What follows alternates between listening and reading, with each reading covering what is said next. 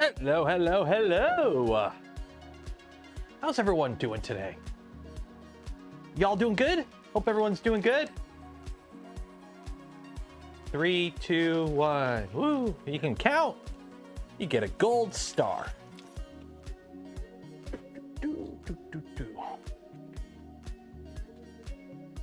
Oh, that's what it went. Ah. Aha.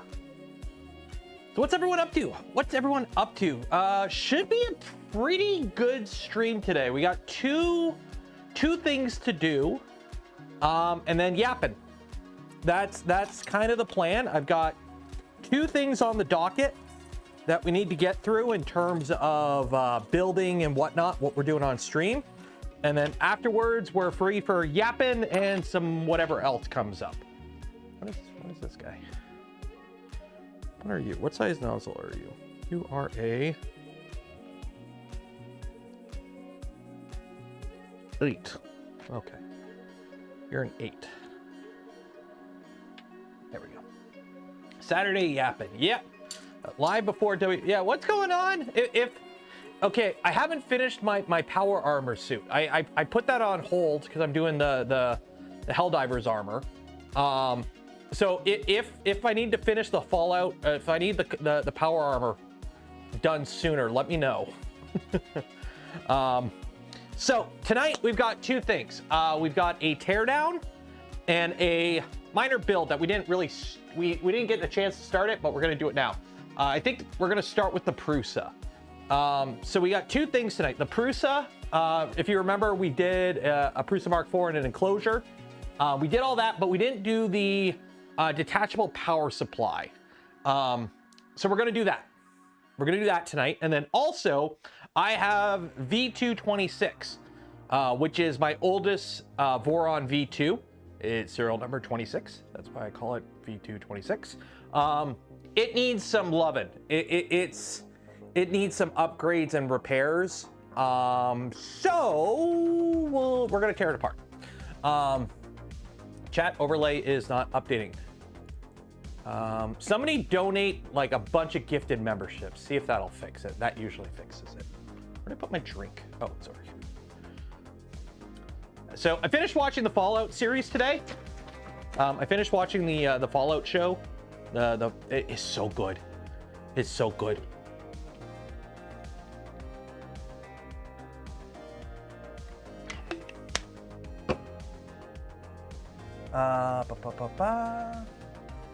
PF Dennis gifted 10 community memberships and a Pulo gifted 10 community memberships. Oh, there we go. See, it's working now. It's working now. Okay, which one is which? Okay, I gotta unplug this. I gotta figure out which one of these is the Prusa. Which one of these is the Prusa? Which one of these? This is the Prusa. Yeah, we're good. Okay.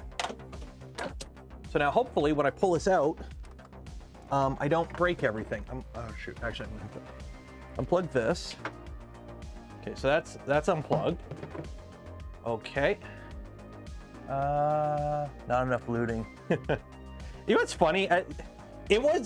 So I haven't seen the Last of Us show, but to be fair, I haven't played the Last of Us game. Or actually, I played the first one. Did I play the first one? I can't remember if I played the first one. I can't remember if I played it or if I watched a YouTube video that's basically the entire game as a movie. 'Cause I do that sometimes. So I can't remember. But either way, from my understanding, there ain't many video game adaptations to TV shows or movies that turn out good, and this turned out good. It was really good. So I'm hoping they do a season 2 because they have to finish that plot. They cannot leave you hanging like that. They better not be leaving me hanging. Oh, okay. Whoa, shoot. Note to self: take the spools out next time. Okay. Maybe it wouldn't be so heavy if I didn't have 2 fully loaded kilogram spools. Season 2 is already greenlit. Awesome. Awesome possum. I like to see that. No, it was really good. I guess it makes sense because after I watched it, I realized it was directed by Jonathan Nolan, who is Christopher Nolan's brother, and who did a bunch of work on Westworld. So I'm like, oh, that explains why it was actually competent instead of like the Halo series. Last of Us 2 is hot trash. Yeah, I haven't played Last of Us 2, and I have no desire to it because it killed the characters. I'll be honest, like, it not just killed them as in they're dead. I mean, it killed them thematically, in my opinion. I did not like the direction the game took in Last of Us 2. I didn't like that. So I killed like all desire to play the game, which in turn killed any desire to actually go back and play Last of Us 1, unfortunately. But it is what it is. You've seen the first 2 episodes of Fallout? It's really good. It is really good. They ever finish Westworld? I don't know. I never watched Westworld. Because again, I wait for a show to finish before before I watch it, and apparently it got really bad by the end. So there you go. That's why. So Prusa enclosure manual. So where is the quick release power supply cable? So we're doing this, and then we're ripping apart a Voron. Does that sound fun? Does that sound fun, class? Is heart trash as an idiot? The gameplay is boring. It's very repetitive. It's all set pieces. I hate games that center around set pieces. It's like, remember there was like that period where every game had a quick time event? Yeah. It reminds me a lot of that. Go watch the Nakey Jakey video on it. The Nakey Jakey video on it's pretty good. Because it turns out for all the decisions, you have no control. You're playing a boat. You're playing an on-rails set piece. You have no control over anything in that game. Because the game plays out the way they want the game to play out. So there's really, you're watching a movie, which is what I did. I watched videos on it because there's, if it's a game like that, I have no choice at anything in the game. And I find that kind of boring.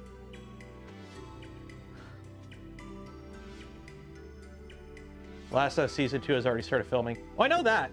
Apparently, from my understanding, Season 2 is going to have a bunch of stuff between Game 1 and Game 2. Detroit Becomes Human. Yeah, but Detroit Becomes Human plays out based on your actions and your input.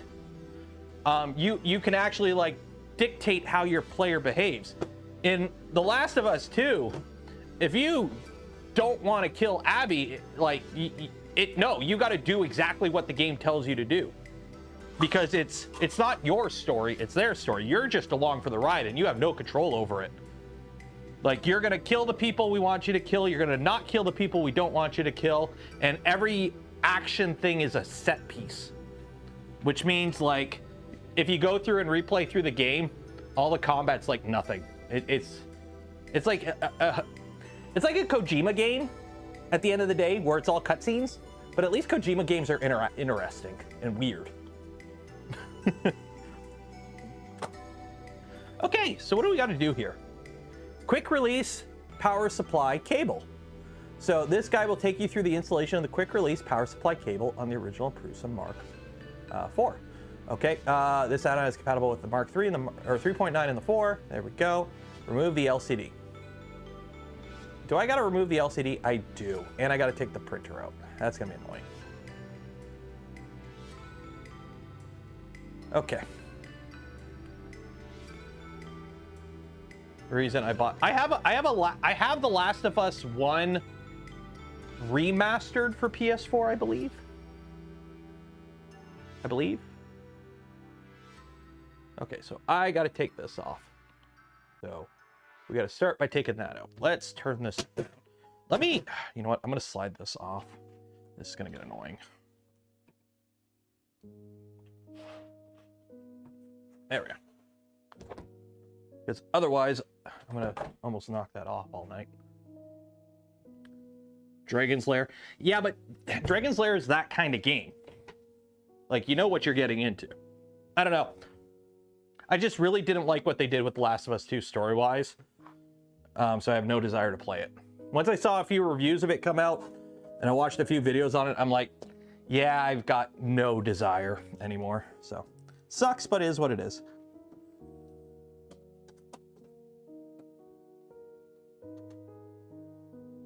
We're trash on the PS3. Yeah, they were pushing it a little too much, probably. Usually that's what happens with end of console life games. Either you get the absolute best out of the console, or you could tell they're pushing it beyond its limit. So it is what it is. Where did I put my Allen key that I need? I need a 2.5 Allen key. I had it right here. Is this it? There we go. You like Blood Rain? Who actually played Blood Rain? Playing Horizon Forbidden West on your stream deck? Cool. I'm playing Helldivers. That's like the only game I'm playing right now.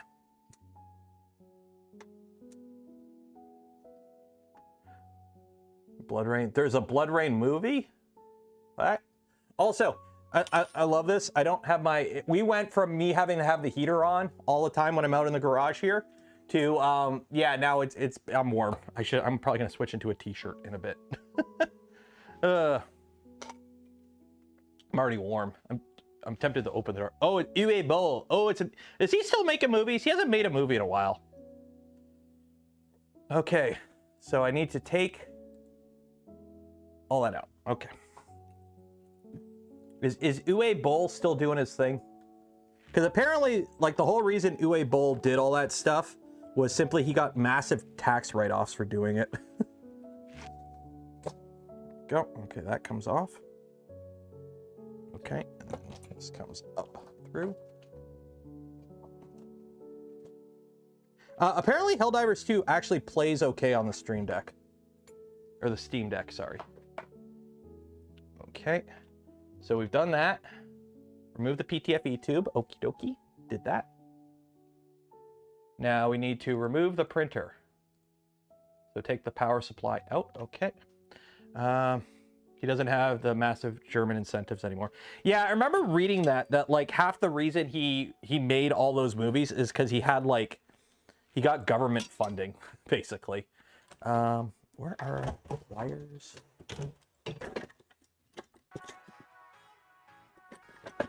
How do I always lose my pliers? Yeah, whatever. I could do it without the pliers, I think. Yeah. Can I? Yeah, I can. Yeah, I can.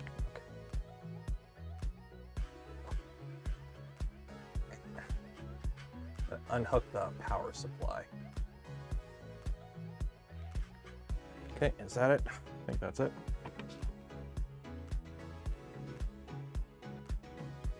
Nope. Plenty of side cutters. Oh, I know I got plenty of side cutters. All the side cutters. There we go.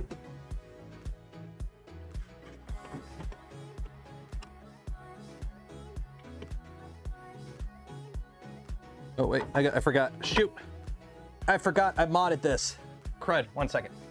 I forgot I modded this. I have a, an extra thingy on here.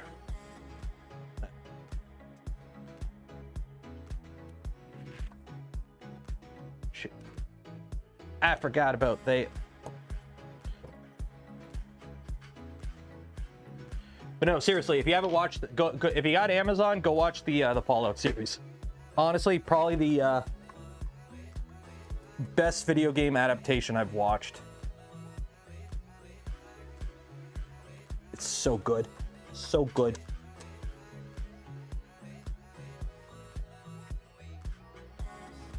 This enclosure is absurd. Actually, it's not too bad. Like, the only thing absurd about it is it's just, you know, very complicated to build. Well, not complicated. It's actually really easy to build. It's just very tedious because it's a million screws. But I mean, let's be honest, there's sketchier enclosures out there. Plus, it's designed to be compatible with a bunch of accessories right off the bat. And you can lock the front. So. Do you have a playlist? This is backing tracks, which is royalty-free music. Because otherwise, random companies take a cut of my income, and I don't like that.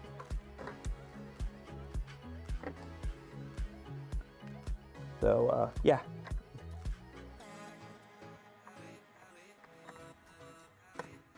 My money. Don't you touch it. There we go.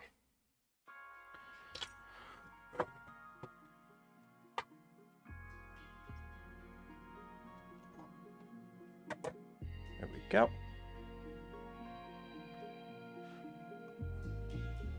Just download, haven't had time to start playing, though. I can't believe how huge the file space that was needed.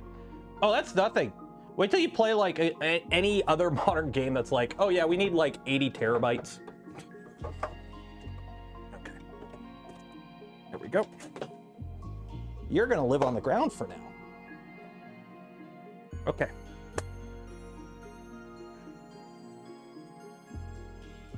Did I break anything? No, we're good. Okay.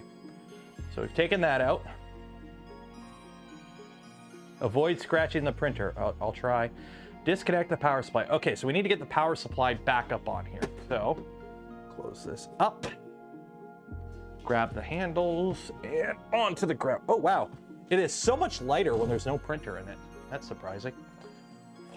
Also, I may have a countertop, finally. May have a countertop. Fabrico's here. Hey, Fabrico. Y'all ready for Rocky Mountain? Okay, so disconnect that. Cut the zip tie holding the LCD bundle. Take the 400 sleeve. We'll use it later. Okay, so. Oh, because we're gonna have to splice a bunch of stuff, I think.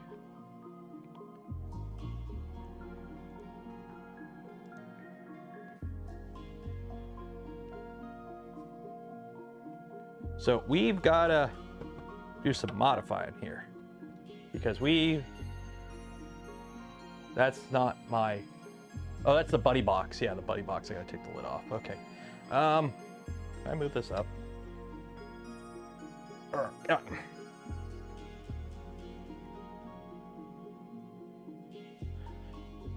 A Guinness Book of World Record movie? That'd be dumb. The only way you could do a Guinness Book of World Record movie is if you do it about the creation of the Guinness Book of World Records. The problem is Guinness Book of World Records has become very much like Ripley's Believe It or Not, where it's just, you know, random shit.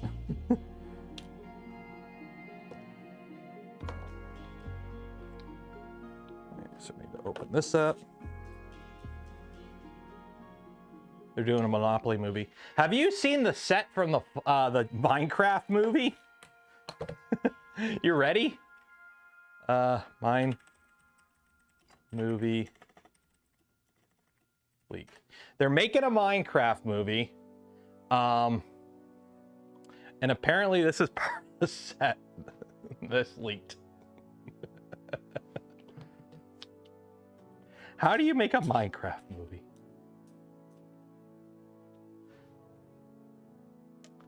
Are these magnetic? No, they're not magnetic. Dang it. I have trays. I gotta print more trays. That's what I gotta do.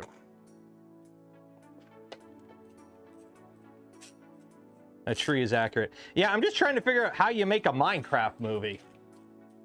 Because it's literally one person named Steve trying to build shit for no reason. Like, I'm just trying to figure out how do you actually make a plot for a Minecraft movie? Like, how?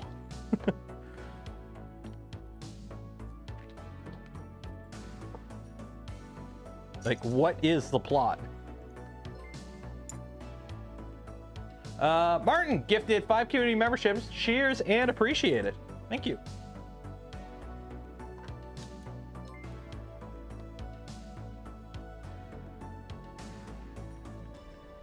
The game has an ending now. I know the game has an ending, but I mean, like, the game itself is just, you build random shit, and then if you want, you can do a stupid bunch of stuff and go fight an Ender Dragon, and then it just ends. But just because there's no plot, that's the thing. There's no story. It's just random stuff, and then the game ends. If you want it to. Like, I'm just trying to figure out how you get a plot out of that. Okay, so take all that off, disconnect the power supply. So using the Phillips screwdriver, loosen the screws, securing the power slave. Keep the screws. Disconnect the power panic cable from the electronics board. Unscrew the and keep the ground. Cut the zip ties. You will no longer need the cable bundle. However, we recommend not discarding it. Keep it as a spare. Okay.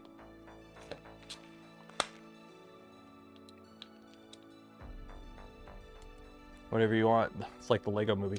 Well, that's the thing. Like, the Lego movie worked because the thing is, there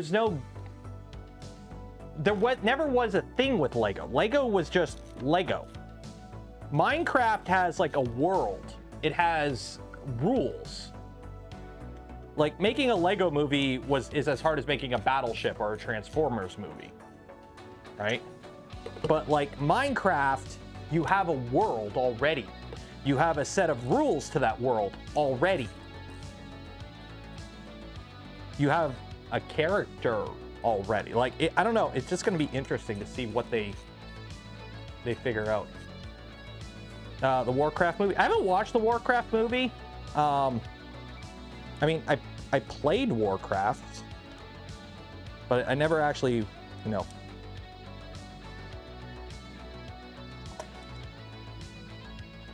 Watched it, essentially. Okay, so these are these screws. Just snip this.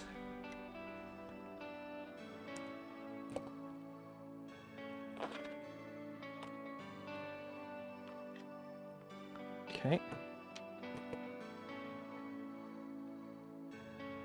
Installing the quick release cables, parts preparation. Okay, so where is the box?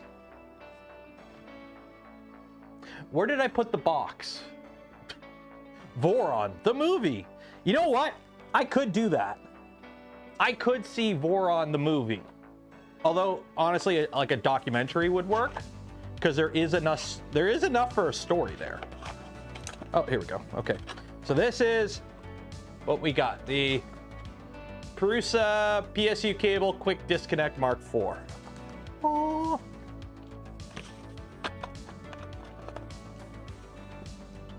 So I'm assuming this is the part that goes to the printer, and this is the part that doesn't go to the printer. I'm assuming this is part of the power supply. Did I have to print anything for this? I hope not. Okay. God of War and Horizon. God of War I could see, because the new God of War and God of War Ragnarok, I already watched those movies because I watched like a 6-hour YouTube video of somebody playing the game and edited it into a movie. Okay, quick release power panic cable.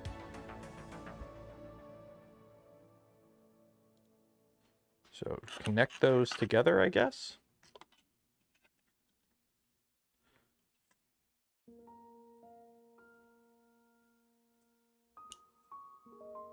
Okay.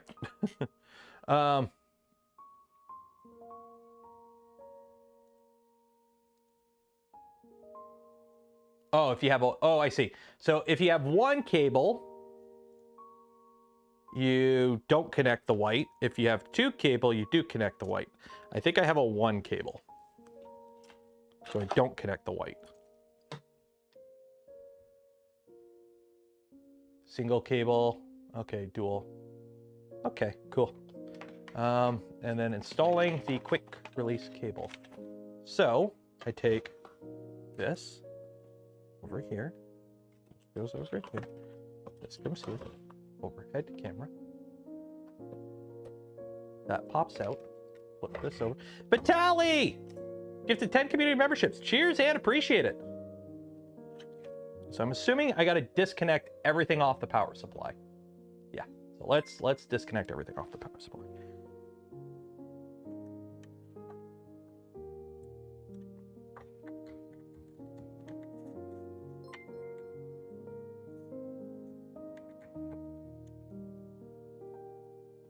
You can't get gifted a membership. It's random. And the more active, if you're active in chat, you have a better chance. So if you're a lurker who never chats, you have less of a chance of being gifted a membership.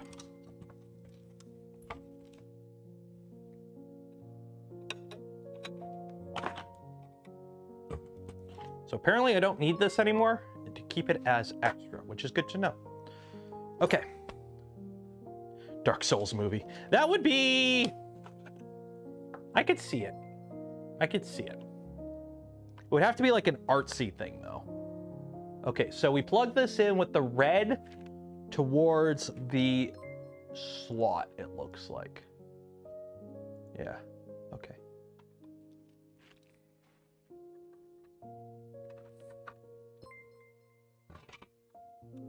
Oop.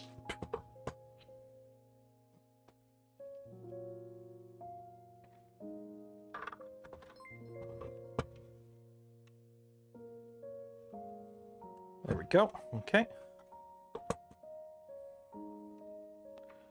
This plugs in like that. And then what do we got? We got V positive. So this goes in here, here, here, and yeah. Dark Souls done in the Sin City art. Ooh. Nobody's gonna take a gamble on that though, unfortunately. But I could see it. I can see it. Guns, not swords. Well, that would be a different game now.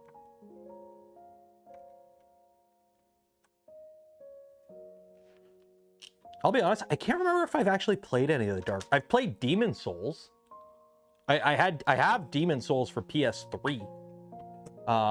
And then I've got Dark Souls, or not Dark Souls, Elden Ring. I played the crap out of Elden Ring, which I gotta start playing again because the DLC is coming out soon and I haven't played in a while, so I have to like get caught back up in it. So maybe we'll do that on Twitch in a bit. A BioShock movie. I could see it. The thing is though, okay, here's the problem. Either you continue the story or you just retell the story. And if you retell the story, people will complain because, oh, you changed this or whatever. Or you go, you know what? We're going to make our own entire story and ignore the story, like basically what happened with Halo. And then people are going to not like it because they're not going to get what they want because they wanted Halo, not generic space movie that happens to have a guy named Master Chief in it.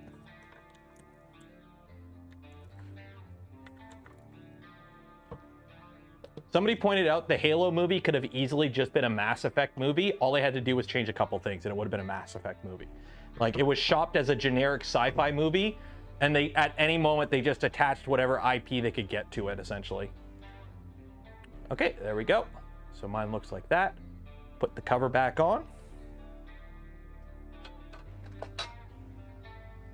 I don't know which one it was. I've got two here. I'm assuming it's the bigger one.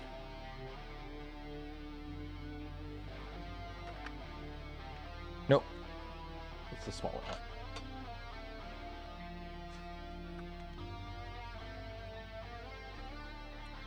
You know, I'm putting this on, you know, I'm going to take it right back off. Oh, I got that. Zeros was actually pretty good. Well, if they end up closing it out okay, maybe I'll check it out. My issue is the interpretation of Master Chief. They completely butchered Master Chief, let's be honest. Like, I'm okay with changing the story, like, so that we can, you know, tell our own story. But they made a lot of changes I find really weird. Now, granted, I was never a big Halo person. I played Halo 1, I played Halo 2, I played half of Halo 3. That's it. I haven't played any Halo since then. I have the Master Chief Collection. I have the Master Chief Collection on PC. I just haven't gotten around to it. I probably should play like ODST and Reach at some point. Borderlands looks corny as hell. Here's the thing. I'm okay with corny and campy if it works because certain settings work. Fallout, for example. The Fallout show is cheesy AF, but the Fallout games are cheesy and quirky. That's the point. So it works. it's okay to have movies set in a cheesy, quirky universe, as long as they take place in a cheesy, quirky universe. I'm okay with that. I actually love when people do that.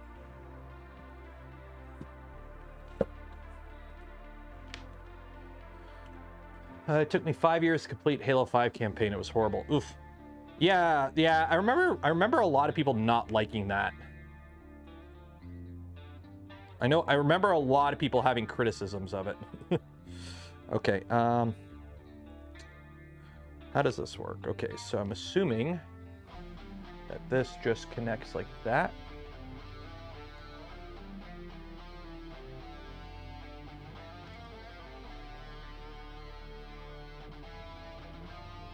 Okay.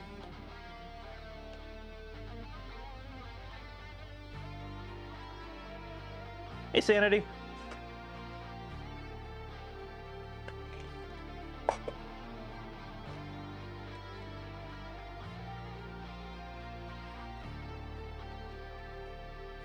Tank Girl. I remember Tank Girl. I remember watching that movie. I remember that movie.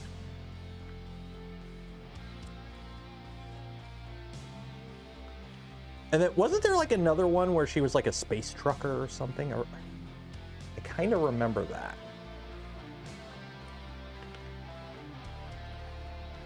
There's a lot of weird movies during that time, I want to say.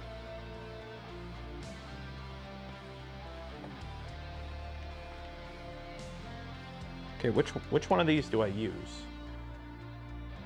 Oh wait, it's this one. Yeah, it's this one. So this goes here. Okay. And then we have these guys. Wasn't she in Biodome? I think she was.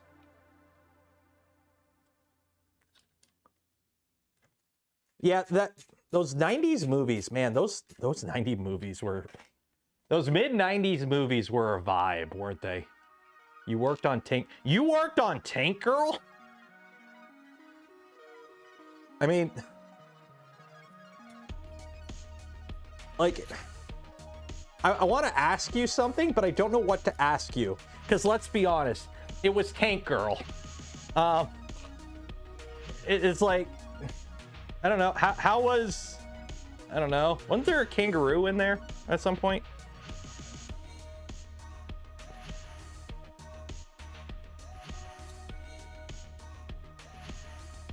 Johnny Mnemonic. Yeah.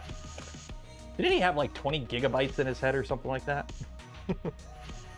She is in... Oh, in the army now. I freaking love that movie. So bad, but...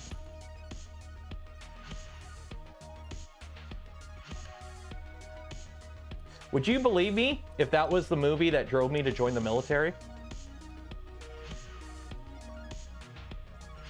Because it's not. So if you believe me, I'm wrong. I'm lying.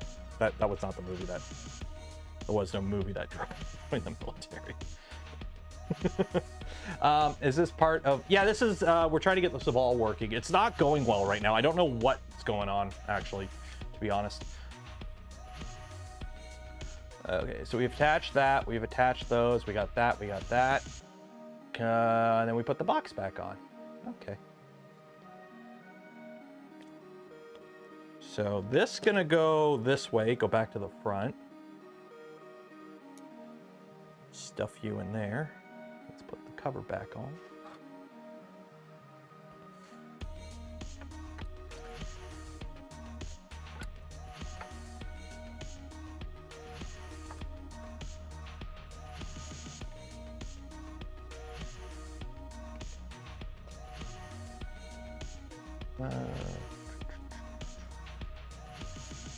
When we get in the Duke Nukem movie, I don't think modern sensibilities would allow a proper Duke Nukem movie.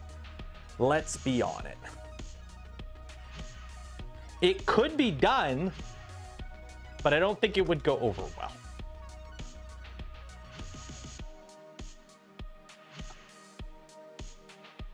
You want a Half-Life movie?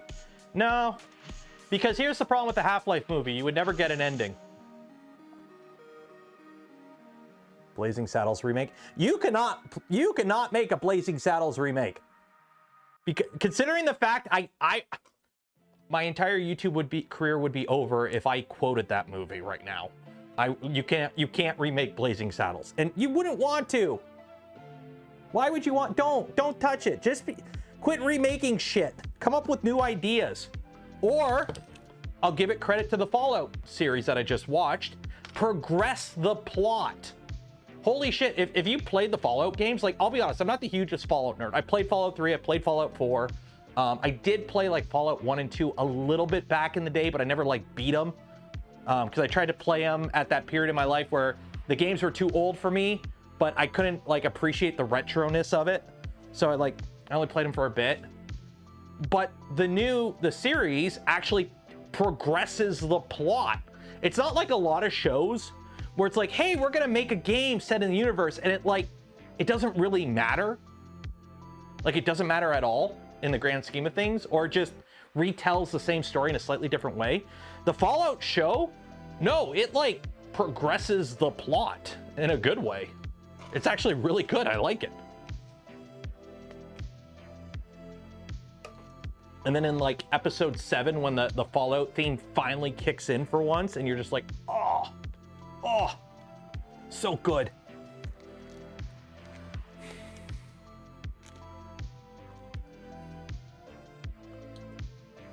Takes place after New Vegas. Oh, if you like New Vegas, there's a bunch of people that are like, oh, this game, the show completely discredits New Vegas. It ignores New Vegas. Then what's Mr. House doing in it? It's in a flashback, don't worry. I'm not spoiling anything. Yeah, the style works. It is more Bethesda Fallout than like Interplay. Is it Interplay who did Fallout 1 and 2? It is definitely more Bethesda Fallout, which makes sense because that's what most people... Here's the thing, people are like, oh, it's not like Fallout, the original Fallout. Bethesda's owned the rights for Fallout twice as long as the original creators of Fallout. So it's Bethesda's thing. Supposedly it's canon. Everything is canon. As far the creators have come out, they're like, we haven't changed canon at all. We may have moved a few things around, like Shady Sands isn't where it is in the game. I think they might have moved some things around, but they haven't like discanoned anything. They're like, yeah, no, it's all still there. It's all there. Is this how much extra wire I got? Do I gotta sleeve this up? Yeah, I gotta sleeve it up. Okay. Yeah. So let's put this back on. Words with Friends, the movie.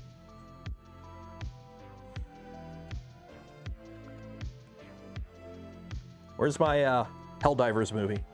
Give me a Helldivers movie.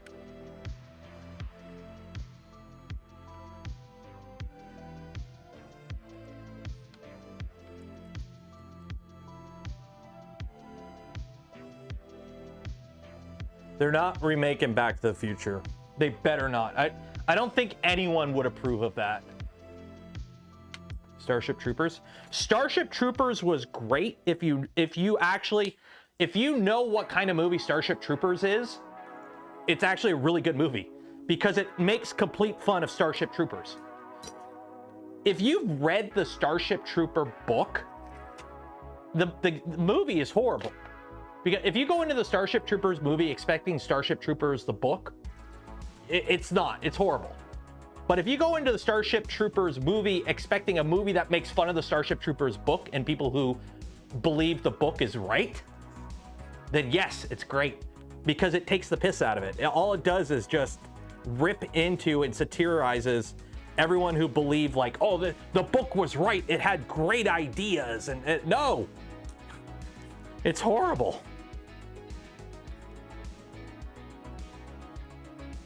Yeah, no, the book is like, the book does not, is like, I get what the book is trying to say, but the show like rips into it and it's like, no, that was dumb. It's like the people that think Helldivers isn't, like, it's satire. It's called satire. Because I find it funny because I'm on the shitty social media site called Twitter.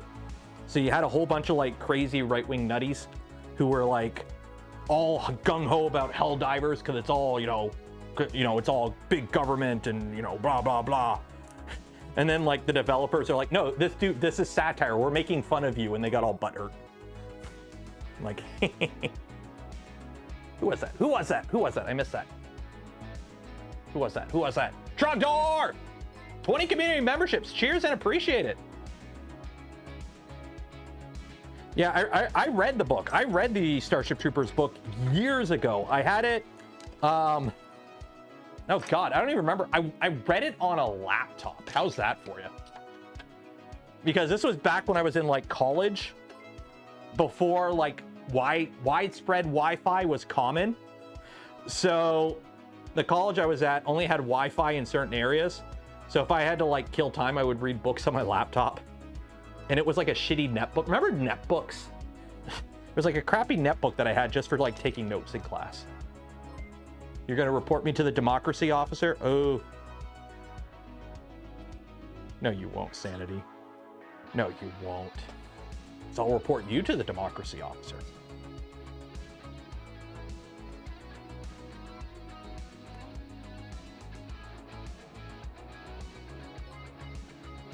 Was close to the CA-NV border, Las Vegas, and the show it's like right outside LA. Yeah, I'm okay with that. I'm okay with moving stuff around because at the end of the day, if the city is here or if the city is here, it doesn't really affect the story in any way. Like, because otherwise, you know, I can't talk too much about it without spoiling it, but for the plot to progress, something had to happen to Shady Sands. I'm not gonna say exactly what, I don't wanna spoil it. So, and then our character has to see what happened. Well, if our character is spending the whole movie in the LA area, then they can't really go to Nevada. Although that happens at the end of the show. What is a democracy officer? I'm gonna have to report you to the democracy officer now. It's from Helldivers. If you played Helldivers, you know. How do I keep losing zip ties? Okay, I guess I'm using big... No, I don't want to use my big zip ties. Where are my little zip ties? I had a whole... Oh, here they are.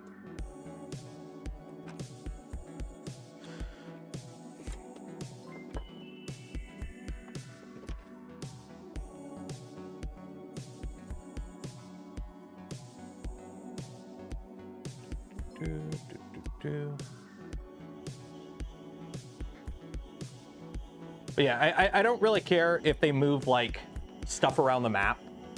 That doesn't bug me in the least. Like, oh, they changed the canon. The city instead of here is now here. It's like, whatever.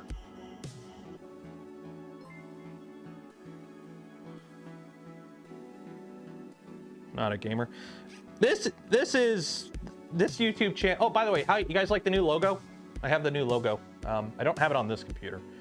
I have it on my computer upstairs, but I got the new logo. It's going through. It's still gonna be, everything's still gonna be branded Nero 3D, the Canuck creator for a bit. At some point, the whole Nero 3D will drop off the YouTube channel. It'll just be Canuck creator because the YouTube channel is Canuck creator. That's like the plan. What are these for? I don't know. Okay. So that's that. We put that back on. Covered that. Okay, we did that. Okay, so we have that. That's good. Why am I so low? Ooh. There we go. Covering the LCD cable, we've done that. Oh, I gotta... Yeah, whatever. Put zip ties through that.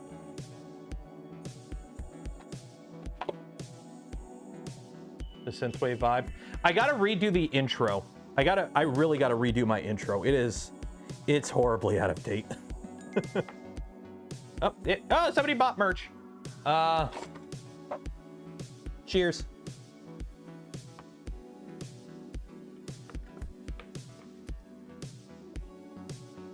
I'm gonna try and get some new merch up on the store relatively soon. We'll see. I'm hoping to have stickers to give away at Rocky Mountain, but I don't know if I can get them made in time. It's classic. It's classic because I'll be honest, the intro is classic because I've been lazy and haven't updated it for like 3 years. Go watch the intro again. I don't have a beard in it. I've had the beard since I went full-time YouTube. That's like over 2 years ago. And the intro doesn't have a full beard in it. So I really got to update that intro. Unless anyone here wants to take a shot at it. The zip tie didn't work. Oh, that's why.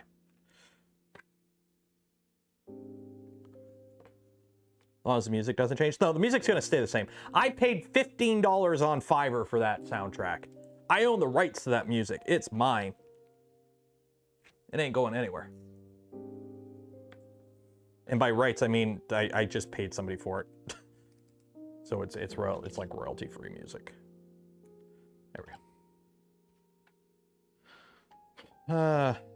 The sad part about Idiocracy is it's getting more and more realistic. That's the part I don't like. It was like a meme somebody did. It was like Idiocracy in like 2006, whatever it came out. It's like, and then it's like Idiocracy in 2024, and it's like, let's see what's going on here.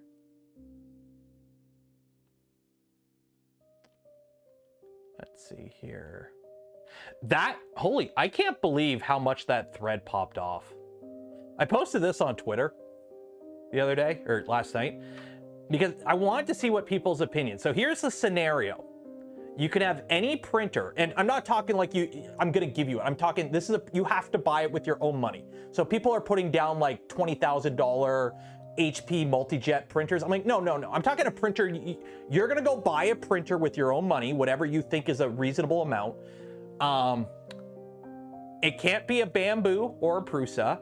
It must be purchased off the shelf, so no DIY printers like a Voron, a VZBot, RatRig. It's got to be like an off-the-shelf printer, right? One you can walk into like a Micro Center and buy. It's not a kit printer. It comes from a company. Yeah, you got to put it together, but you're not like building a kit type thing. It's the only printer you're allowed to use for the next year. It's guaranteed to be defect-free out of the box. So, you know, for like the Crealities, your bed's guaranteed not to be a taco. But you're not allowed to modify it. So you're stuck with however the printer comes. And then Joe's like, oh, a Trilab. Like, fucking Joe. I put the rule there. Okay, no Prusa Pro. And I wanted to see what people's responses were, because it's surprising, because I think we're too reliant on the community. That's the thing that I'm realizing how, like, we're in a rut. And it's great because, you know, we've gotten so much out of the community because we've innovated so much in the DIY scene and whatnot. But it's, holy hell, it's depressing how shitty printers are for most companies. Let's be honest. The fact that so many printers require community support to be functional is ridiculous. Too reliant. Companies are too reliant on the community. How many times is a printer, oh, this Savalas V08 over there, where it's like, yeah, no, here's a shitty profile, it's not great, firmware, yeah, figure it out. Oh, we know the fan shroud sucks. I'm sure there'll be a Thingiverse mod in a couple months. Like, I hate it. Like, I hate how reliant on the community these companies are. Okay, so now we can put this all back together. So we'll put the printer back on the floor. I put it on the ground. That. Hey, Jerry. Thank you. I will say this box is so much easier to move around when it's empty. Oops. Oops.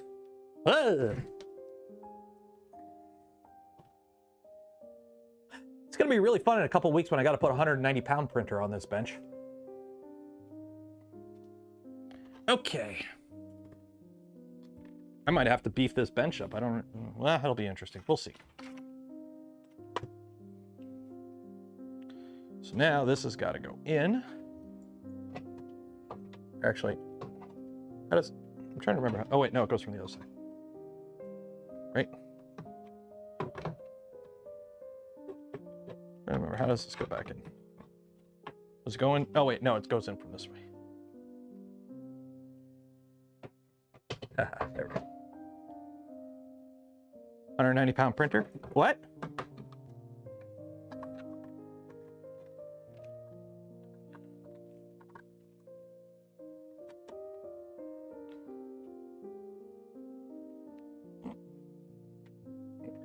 that, turn that, turn that. That's solid. The FL Sun. I got an email from them and they want to send me one. And I said, sure, send it. And then on the email, I put at the very bottom, please confirm to me, is this printer production or a pre-production or beta unit? Because they don't tell you that in the, here, you know what? I'll show you. This is how, like, I'm not going to show you the email, but I will read it to you. Let me find it here. More, not spam sent. Collab, Creality, Polymaker, yeah. Hello, I am so-and-so from FL Sun. We are contacting you about working together. It's nice to see you again. We are currently preparing to ship our new machine and would like to confirm with you the final details of the collaboration. Will you have time to produce a video or a review of the machine? Do you have any suggestions on the number of collaborations and the content for collaborations? Would you be able to take on board any suggestions on the content in the video we have worked together? Attaches an overview of the S1. Looking forward to hear from you. And I went, hi, I'm interested in taking a look at the S1. Depending on when it arrives and when content can be released, I can feature it in an unboxing and setup live stream, followed by a dedicated review video at a later date. Does that work for you? Sure. What is your address? And then I send them my address and go, hey, just to confirm, is the unit being sent over a production machine or a pre-production / beta unit? This will affect how my opinions are of the machine and how I present it. That's it. That's how conversations with these companies are. It's just, hey, do you want to take the machine, do a video on it? I'm like, yeah, cool. And then, okay, what's your address? There's no contract. There's no like, oh, hey, we're going to send you a pre-production unit. We're interested in getting your feedback and then produce. No, it's like, you want it? There you go. And at that point, I'm like, cool, you're sending me a printer. I'm assuming it's, if you're sending me something to present, I'm assuming it's in a state where you're okay with me presenting it. And if it's not, yeah. Oh yeah, Santa, you're coming out. When are you flying out? Are you flying out the Thursday too? So right now I'm hooking up my camera.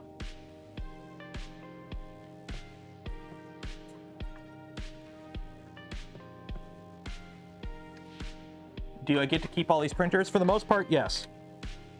Which, here's the funny thing, okay? Here's the thing that I don't think some people realize. Pretty much every single printer I've ever been given, I've lost money on. A few printers that I've been sent by companies, I have made videos and or done live streams where they have broke even close enough, or some of them have done good.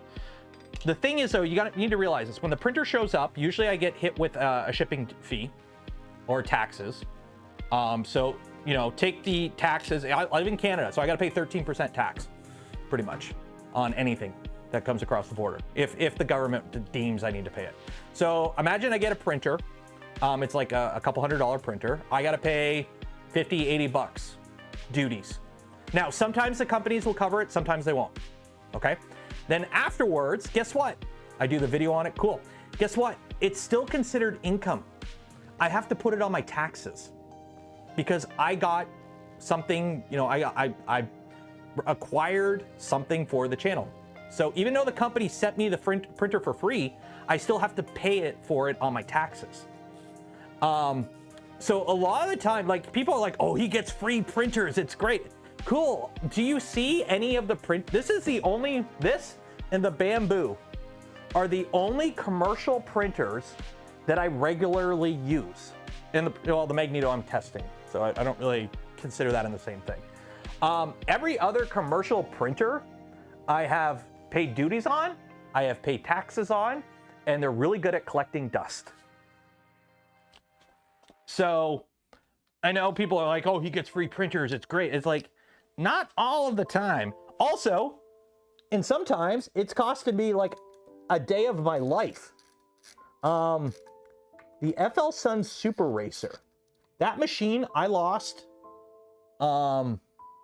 an entire day of my life because I had to go drive across town and deal with Canadian customs to get it cleared because FL Sun, in their infinite wisdom, put the printer down as being $50. And the Canadian government's like, that ain't $50, dog. I had to go down there, show them proof of the price of the printer, pay like $200 in taxes, wait in line with a bunch of truckers to get it cleared. So yeah, I wasted a lot of time and money on that printer.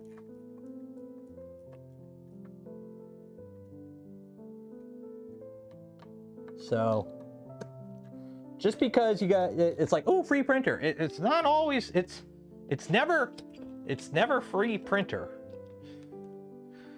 What off-the-shelf printer would you hand to Calvin to let? Right now, I wouldn't give any of these to Calvin.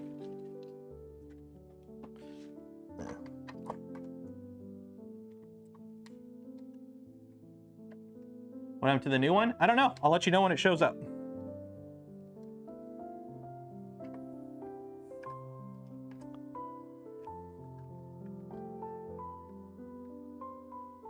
Yeah, so just maybe don't do it. Is it even worth it? Well, here's the thing. If I don't do it, there goes a chunk of my content. Not a crazy amount of my content, but a good chunk of my content is unboxing chill streams or printers. I mean, everything I've done this week on the channel has been around the SV08. Tuesday's unboxing stream, Wednesday's video, a short on Wednesday, yesterday's live stream was all centered around the Saval SV08. So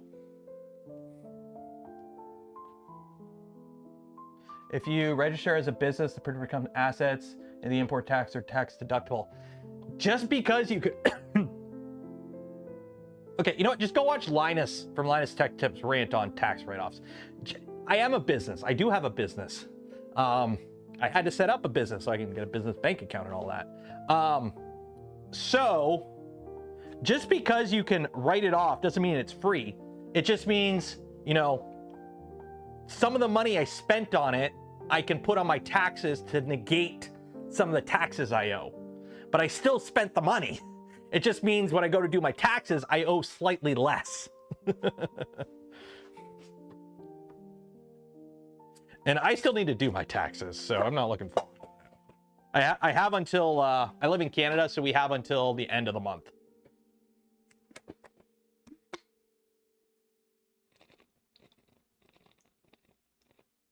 Do you depreciate it? Yeah, cameras and whatnot. You can write off the depreciation of equipment. So I can write off my cameras, like a percentage of the value of my cameras depreciate every year. So I can do that. I can write off my garage, and I can write off the portion of my house, the square footage of my house that's used. I can write off a portion of my electricity bills and heating bills. Based on the percentage of the square footage of my house, up to like 10%, I think. Travel, food, when I'm traveling, like all that. I have a little Ziploc baggy thing upstairs with like all my receipts, and I end up pulling them into QuickBooks. But yeah. And then also, time is money, friend. So, you know, you have to factor in the amount of time you spend fiddling with all that shit. So it would be great, you know, if, you know, everything was free and... Wait, I gotta go angle. It'd be a lot easier if I didn't have all these hooks here. Okay, go there, you go there. It's a little awkward when it's on a side like this. Let's do this. Okay. So you go under there. There we go. There, you go there, you go there, you go there, you go under, yeah. You know what really sucks? You know what really sucks? I screwed up before the stream today. I was like, you know what? It's starting to get warm out. I gotta do some yard work. I'll cut the grass in the morning. And then it's like, wait a minute, it might rain in the morning. I'll cut the grass this afternoon after dinner. Okay? So I cut the grass this afternoon. My lawnmower is 10 feet from me right now. My garage reeks of cut grass and dog poop.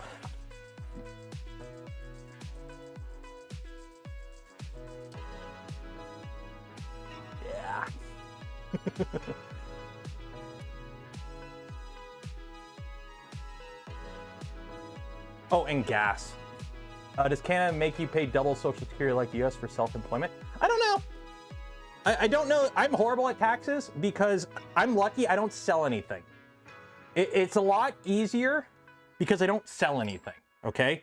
For me, it's basically just I report additional income. I go to the government, I go, hey, I do YouTube, I put it under as YouTube. There's like an actual thing for different, there's like a number for every like job or type of job, and you just put in the number for, they have a social media or whatever the heck it is. So you put it in, you go, hey, I'm a YouTuber, I made this much money last year. How much do I owe you? And they go, this much. And I go, cool, these are my write-offs. I have some investments, some RSPs, portion of my house, you know, any business related expenses. They go, cool, you still owe us this much money. And I go, that sucks, here you go. And I move on with my life. Do I sell merch? I don't sell merch. Stream Elements sells merch and they just give me some income. So I don't sell product. I don't sell anything. I just have an income. So basically it depends on, it's just like, you know, it'd be the same as if you worked for cash. You can work for cash. You just have to tell the government you work for cash. Hell, you could be a drug dealer. As long as you pay your taxes, the government don't care how you make your money. Like the US government, as far as I remember watching a thing, the US government has a special rule where you could basically file taxes as a drug dealer and they won't snitch on you because it's just additional, it's like other income. They don't care, just pay your taxes. One of my favorite skits from Batman, I don't know if it was in the comics or the TV show, like the animated series from the 90s, was the Joker found out he owed the government millions of dollars in taxes and he freaked out and did everything in his power to pay the taxes legally. And like he got a lawyer and everything, and everyone was like freaking out. And he was like, why? And the reason is taxes, everything the Joker does, he goes to Arkham, right? Because insanity. Paying your taxes, you can't go to jail for paying your taxes and plead insanity. You go to regular jail. You go to regular jail for not paying your taxes. So he doesn't get to go to Arkham. He just goes to a regular jail where he can't get out and whatever. So yeah, you don't screw with the tax man. Okay, so now we got the printer back in. Let's put the screen back on. But yeah, that was absolutely hilarious. Just him freaking out going, oh shit, I gotta pay my taxes.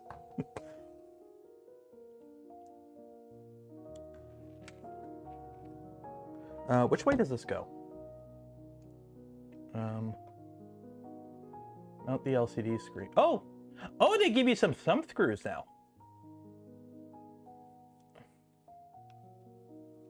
Really? They give you they give you thumb screws instead of, that's what those thumb screws are for. Oh, that's cool. So you don't need the little nubbins anymore, I guess. Huh.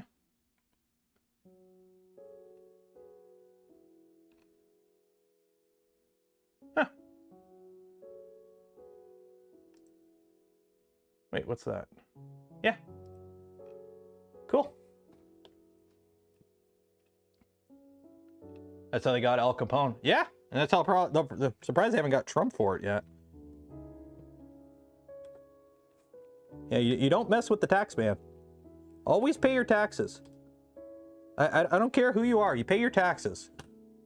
And for all those people that are like, oh, taxes is the government stealing. Yeah, I like having roads and a power system, power grid, and, you know, a police force and fire departments and everything else taxes pay for. Now, granted, could my taxes be spent on things in a better way? Yes. But taxes are a necessary part of a modern civilization. Pay your taxes. I just wish... Now, we can all wish that our taxes were spent better. Don't get me wrong there. That's okay to bitch about.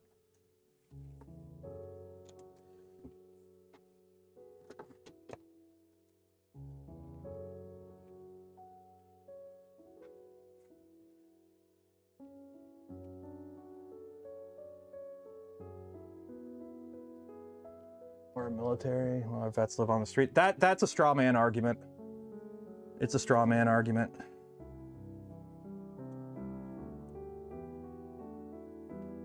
Don't you be dying on me already. This is beeping at me. Why are you beeping at me? You should be charged.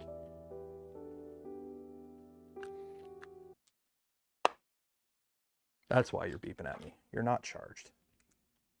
There we go. Or military.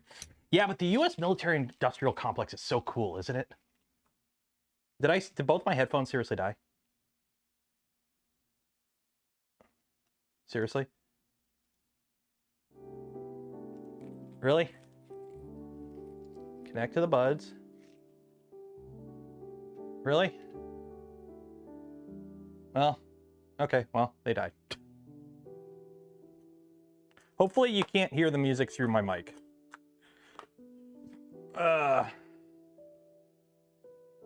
Grass is always greener, yeah. Okay, so now that's on, that's plugged in. This just plugs into the back. So now if the advantage of doing this mod is, see how we have this cable now? So now if you need to do any maintenance on the printer or anything, you just unplug it. You don't have to go through the process of taking out the power supply. You just unplug the back. So it's like, unplug that and the printer comes out. Versus everything we had to do before where you have to like unscrew a bunch of shit. There we go.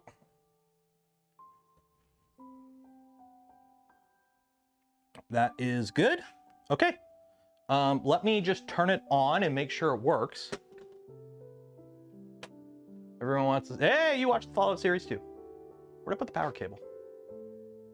Did I put it over here? Where'd I put the power cable? Oh, I put it over here. Okay. Is the bomb just put out? Oh yeah, the Galileo's great. How's Fallout been? The show has been great. Like I finished watching it with the wifey this morning, and it was good. It was really good. They did a very good job. They advanced the plot in a way I was happy with.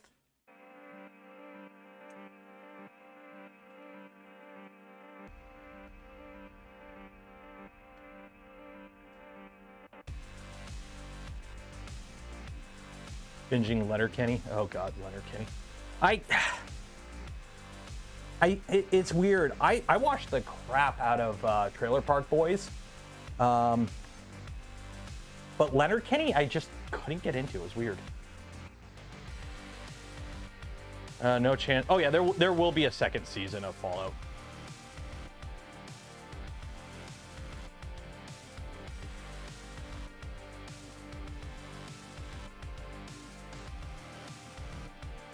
Okay, let's see. Do I gotta run for the Fallout shelter right now yet?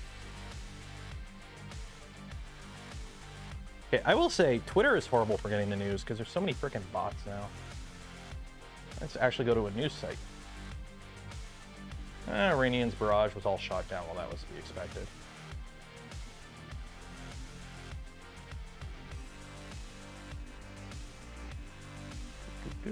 Yeah, we're good. No, we're good. Okay. If you like trailer boards, you need to watch the trades. We'll see. Okay, so right now I'm just unloading Filament, and then we're gonna put this back on the shelf. But has some really funny parts scattered. Yeah, that's the thing. Letterkenny is one of those shows I think that works better as clips. Wow, okay. Did my auto white balance blow out again? You're supposed to remember the auto white balance, camera. Are you? Yeah, you're blown out.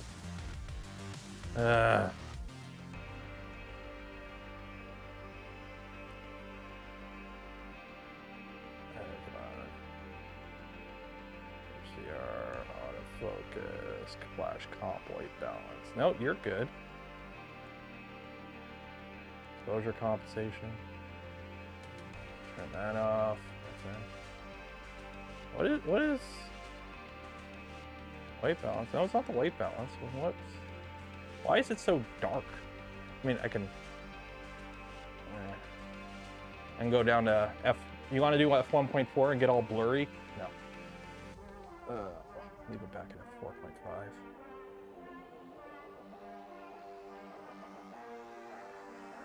ISO maybe? Oh, that's why. No, it's supposed to be, you're not supposed to be auto ISO. It's supposed to be 2000 ISO. You're supposed to be locked to 2000. There we go. Freaking auto ISO. Oh my God, that's too bright. Maybe 2500K. Maybe 2500K ISO. Or 1500. Let's try 1600. There we go. That was 1600 ISO. That's a bit better. That's a bit better. Okay, filament's unloaded. Okay, so now I can leave you on, but I'm gonna unplug you. Yeah, unplug that, unplug those. This can go back on the shelf now. Much better. Oh, I know it's, here's the thing, normally the camera is supposed to be locked on the ISO. My ISO and white balance are supposed to be locked. 4500K, 1600 ISO. But for some reason, this camera, every now and then, it switches to auto ISO. And I have to like change it. Because I have to lock the ISO, because even though the auto ISO is okay sometimes, the moment I like open a box and there's like a white page, it just goes bleh. So. Okay, so this can go back on the shelf now.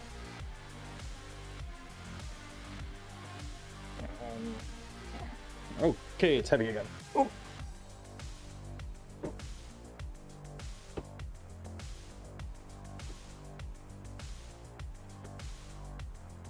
There we go.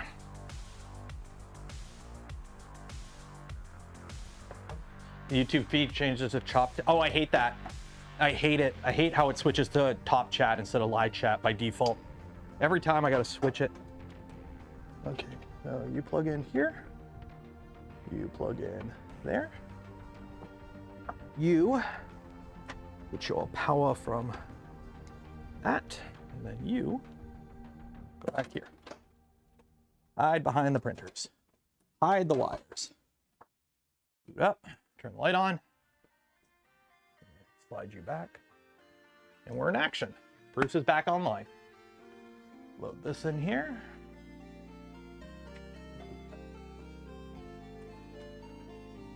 I've been having really, really good luck with this printer so far, I'll be honest. It's been very solid.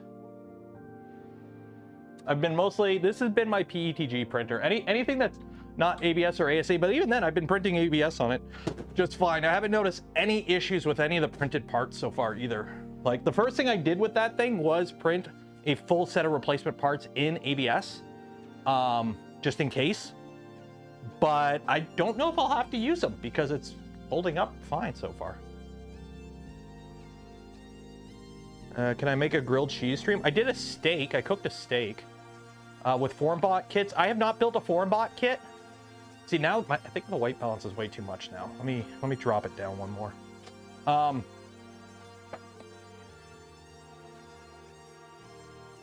Focus, no. Good style, DRO. White balance, no, it's not the, oh, it's the ISO. ISO, let's do 1250. 1250 might be okay there. What's that? Yeah, it's okay. I think it's because of this. I might have an extra top. I might actually have a desk for this finally. If I can cram a Nerf blaster in my luggage for Rocky Mountain. I'm not bringing anything like that to Rocky Mountain. Okay, are you guys ready? Let me get rid of this spool filament. As soon as it becomes, I've been brainwashed or rat washed. Buying a 3D, especially a 3D printer without reviews is, I too like to live dangerously. Behold! V226. The oldest V2 I own. The oldest functional Voron I own. So for those wondering about the top handles, you know, hey look, this Voron has handles. Because back in the old day, that's what you did. He took the front off and it went up top. I love how small 250s are. Look how small it is. Look, I can almost bear hug it completely.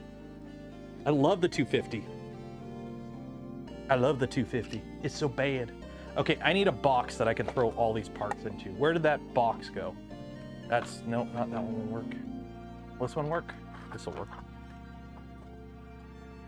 What are these? What are these? What are these? Oh, these are all extra parts from the, that. Okay, yeah, in the bin. Cool. You go in there. So, this right here is a V2.4. I don't even know what revision, doesn't matter. This is V226, I call it. This is Voron V2, serial number 26. This has been every version of the Voron V2 series. This started life. Oh, that's where the Alec key went. This started life as a V2.0. Then it became a 2.1, then a 2.2, then a 2.2/2.4 hybrid. Because I replaced the gantry with the 2.4 gantry, but I left the 2.2 Z for a bit. And then it finally became a 2.4 with tap, but it's like dead. The screen stopped working. I don't know what's wrong with the screen. And the tool head is failing. So I think the wires are chewed. So your panel clips look like Annex Engineering, but they're filled and much shorter, much nicer. Yeah, you want to know why? Here, I'll give you a little secret. Because these are the Voron 2.1 panel clips that Voron originally created for the 2.1. That Annex remixed.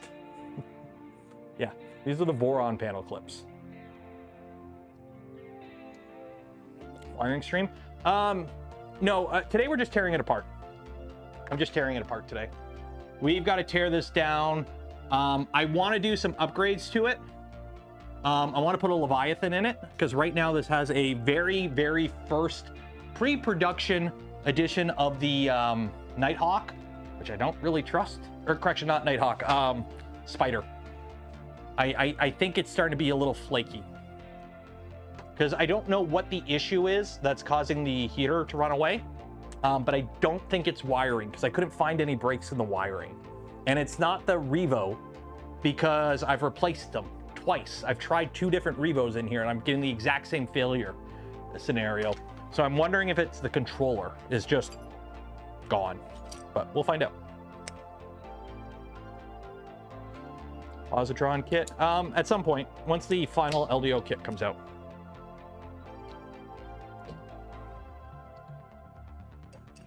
Also, this is why you never, ever, ever put your foam on the frame, because I did on this machine, because we didn't know back then. I didn't know.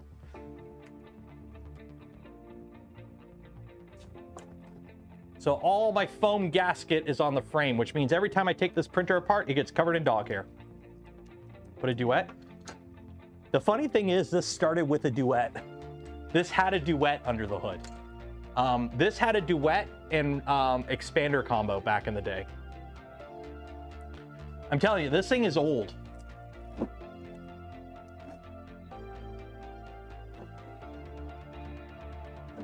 In fact, you want to know how old this is? This still has parts in it from when it was a V2. Like when there's parts that have been in here for over 5 years now. From when this was a V2.0, there's still parts in here from it. Mostly under the hood, but if you look at this blue part right here, this was printed on my V1.5 open air because this is a V2.0 Bowden inlet.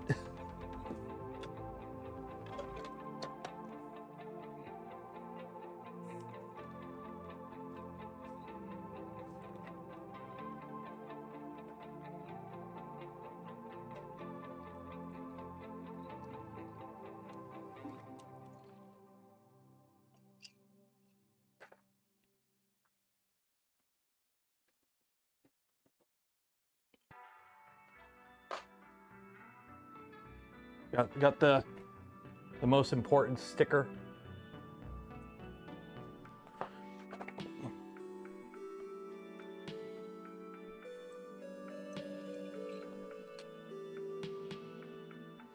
Also, this has machined AB motor mounts out of carbon fiber that I did.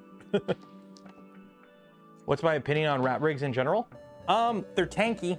I have a VCore 3 200, and if I were to do it again, I would not do a 200. That machine probably is much better suited for larger build volumes. I don't really use it because it's massive for its print volume, and it's very loud.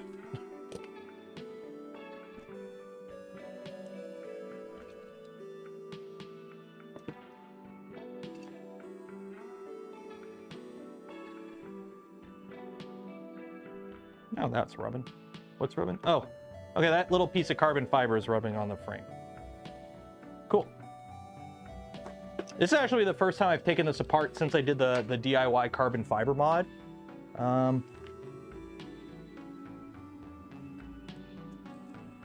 Everything's still tight.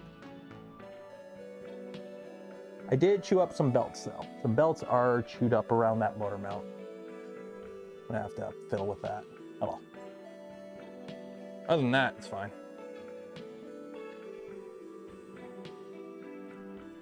Good God, this thing is filthy. Jeez. It's filthy.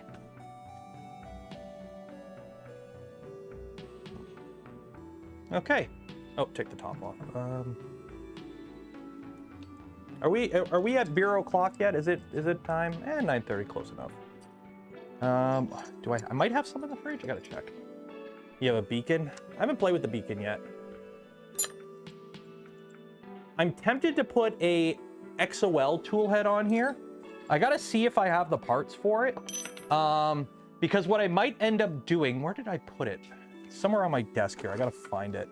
I have the extruder from the Magneto X. I have a spare extruder from the Magneto X. It's like an orbiter style extruder. I might put that in here because I have it. Why not?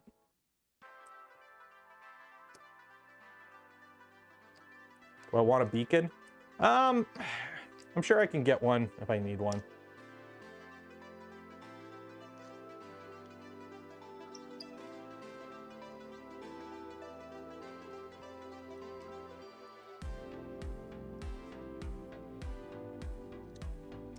Almost done with your first IPA already? Nice.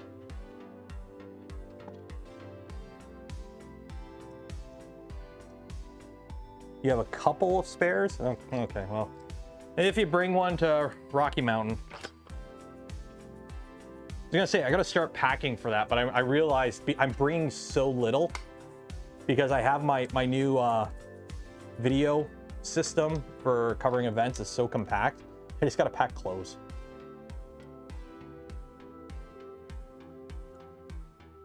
The hot end was destroyed. Yeah, but that's not a Revo thing. That's Elegoo doing a Z negative China. Any hot end would get destroyed by being driven into the bed with that much force, let's be honest. You bought 2 for Voron's, decided to go tap. Smart man. Tap is bae. I love me tap. Okay. Jesus, what was that? Oh, I like you.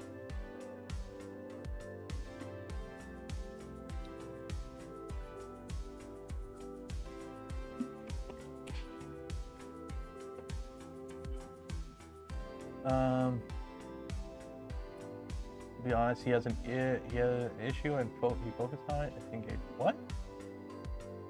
I have no idea what you're saying there, Admiral Adama. Go drop a battleship on somebody from space or something. Okay. So let's start ripping this apart up top and then we'll go underneath. This thing is filthy. This machine is like filthy. You ready? Here, here. This is what 5 years of grit and grind do. Check live stream chat and Discord. Yeah, I know what a beacon is. Oh, low force nozzle touch probing. What? Well, beacon contact. Beacon is a touch probing used in the nozzle of your. Every existing beacon probe gets this for free.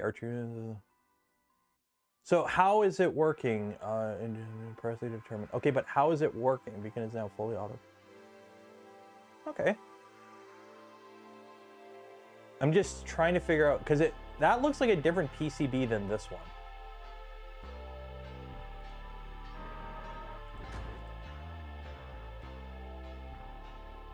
That looks like a different PCB than the existing. Why do you got bacon on that? Okay, so it can touch off different things. Okay. Okay. Interesting. That's cool. It depends on how easily it is to retrofit. Because one of the downsides with Beacon is it needs Clipper. Because you basically, it's a USB device.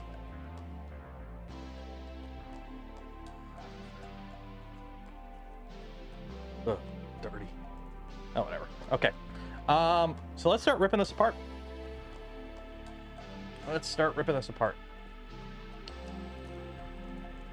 You ever build the LDO positron kit? No, I did not, because that revision isn't the revision they're shipping out. So I will be getting a different one when they're done.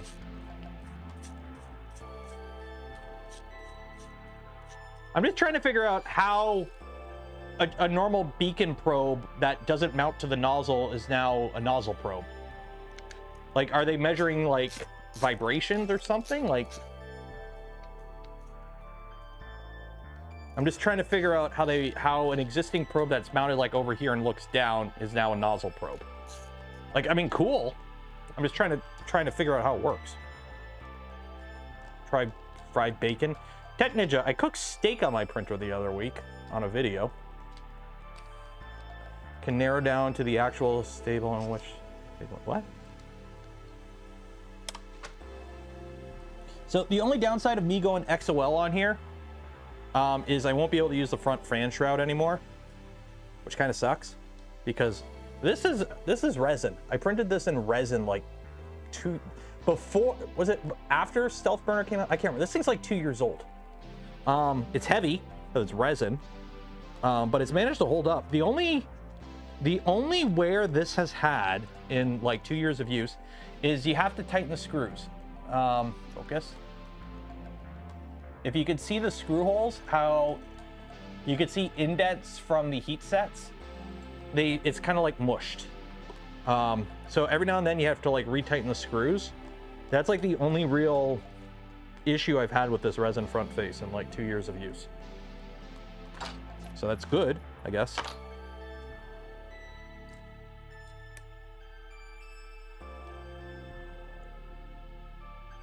EVB 36. I don't know. I might. We'll see. I can't use this because this is a that's a full-size LGX extruder. How does a beacon know when nozzle hits? I don't know.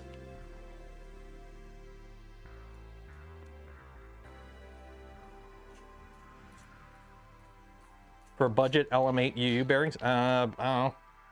If you're going, okay, if you're saying budget, whatever's cheap on Amazon then. If you're saying a good quality one, I don't know, Misumi. Misumis are usually pretty good. Is it using a load cell? No, maybe? They're using built-in accelerometer to detect the nozzle touching stuff. Okay, that's cool. That's really cool. I didn't know Beacon had an accelerometer built into it, but if they're reusing something like that, that is really good to see. I like to see that.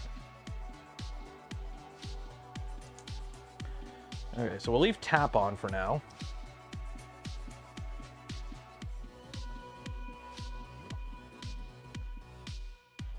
That might be why tap wasn't working on here. That's loose.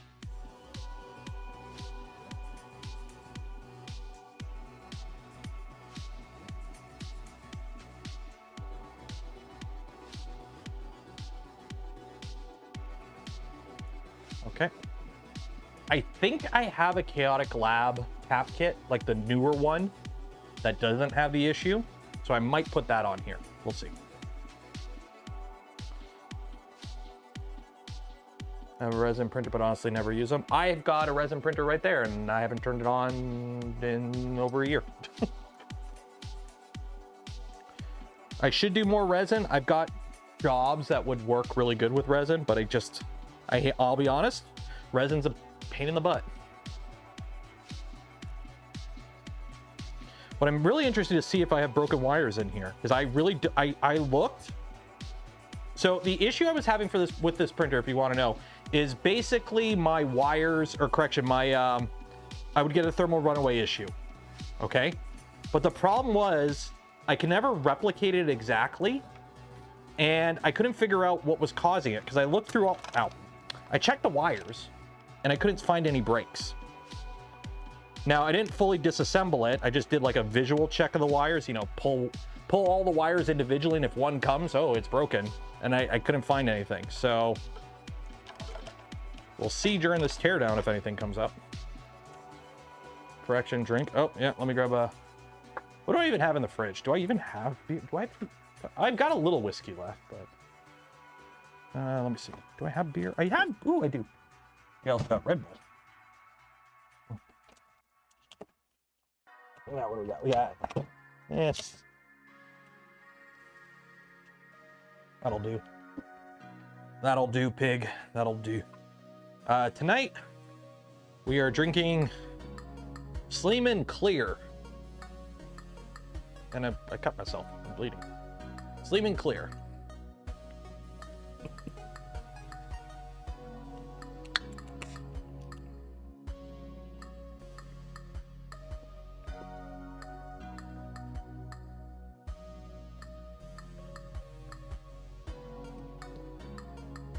3D printed. What? I have no idea which one.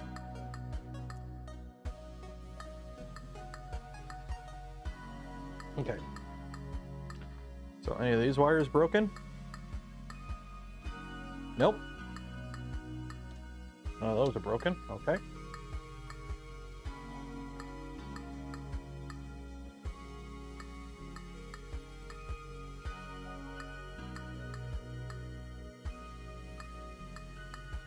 Canadian Zima. What's a Zima? Like eczema? Eczema? Isn't that a skin condition?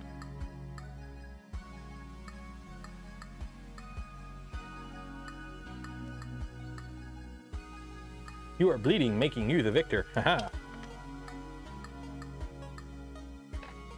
What is Zima?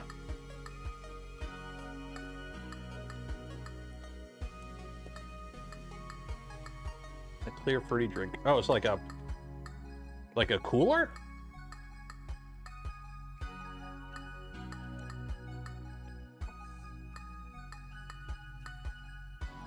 Have you seen the Filament passive spool rewinder for ERCPA? If that's the mechanical one, yes, and I'm very interested in that. So we'll see. Yeah, I saw somebody linked it on my Discord or another. I can't remember where I saw it, but very interested.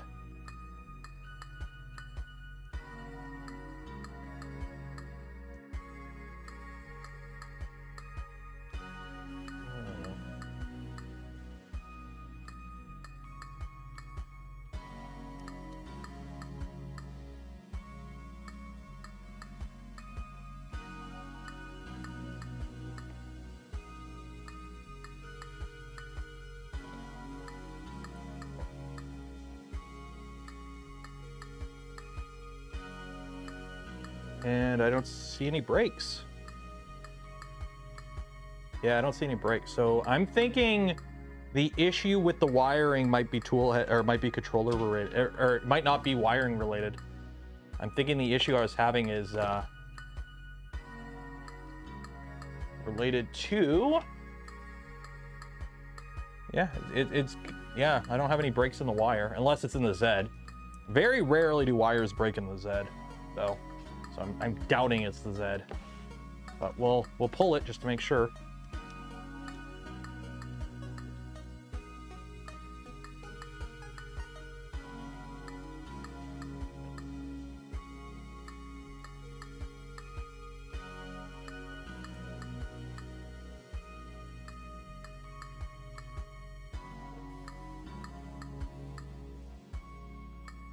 No trust eyes, continuity check.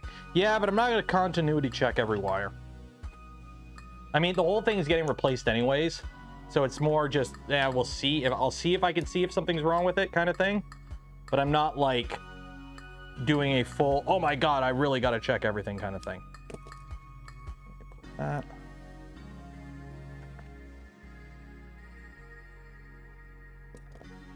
And grab this, mark this. Making vodka martinis. Ooh.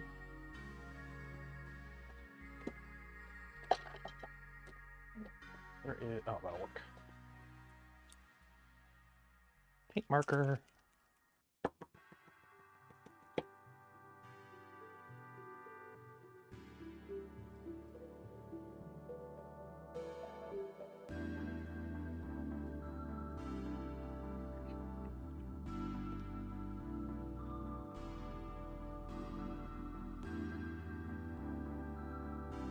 That print bed is so dirty. Well, it's 5 years old. What do you expect?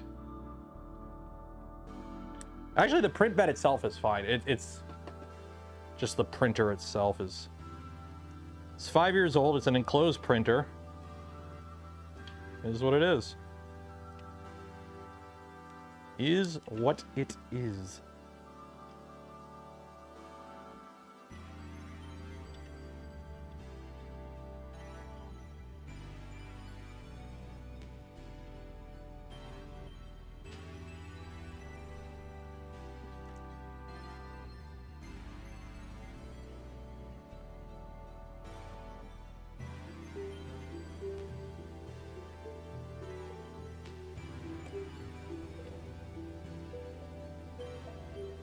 Yep.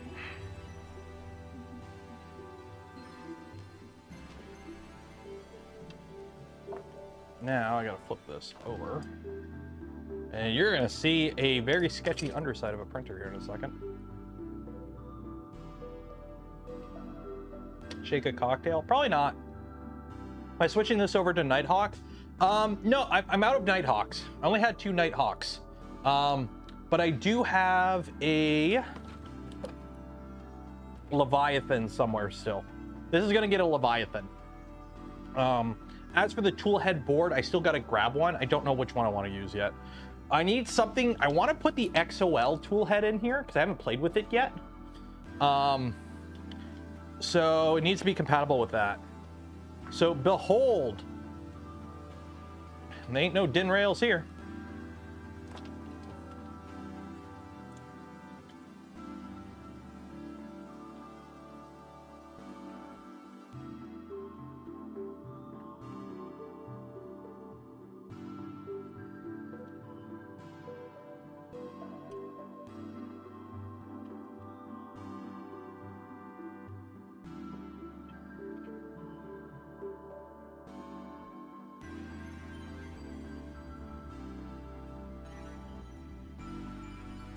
There we go.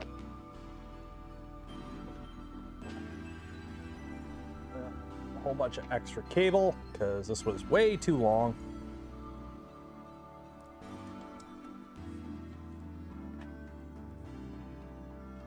Oh my God, this is a mess. Okay, you know what? I'm just gonna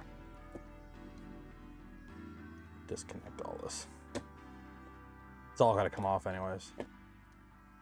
Disconnect everything, pull everything.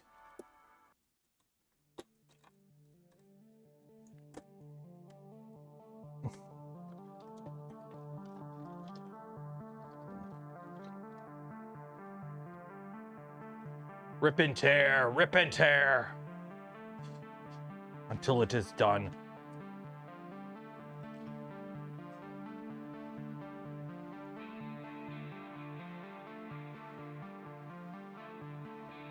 There's a lot of extra wire because this wire run is an LDO one for like a 350, and this is a 250. So a little bit of extra wires, just a little bit of extra wires.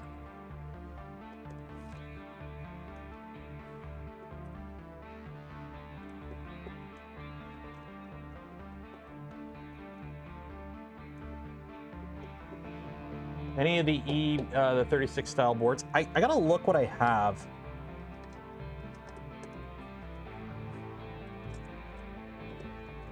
Because I got a bunch of stuff that like companies have sent me over the years. How's this mounted? Oh. Oh, wow. Was I that lazy? I was that lazy. Okay, well. So for mounting the board, as you can see, that's an aluminum plate. I did the super awesome, very lazy way of mounting something, where I just drilled and tapped holes in the plate and then just put standoffs. So I'll probably do that for the Nighthawk. Because, you know, if it ain't broke, just leave it. It's not broken, it's working.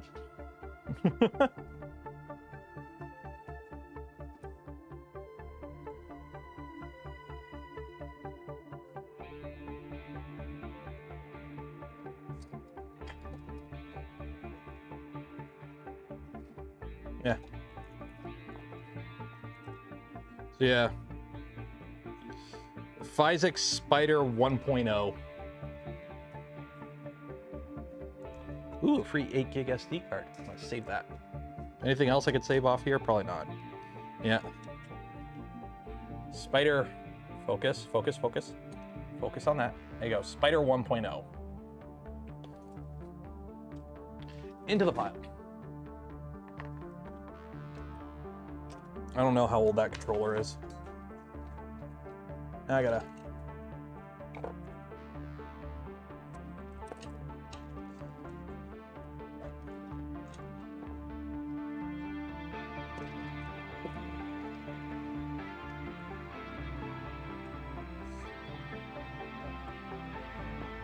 This is how you know this thing is old. You ready?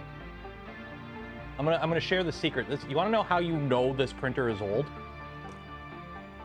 What kind of wire is this, class? What kind of wire is this?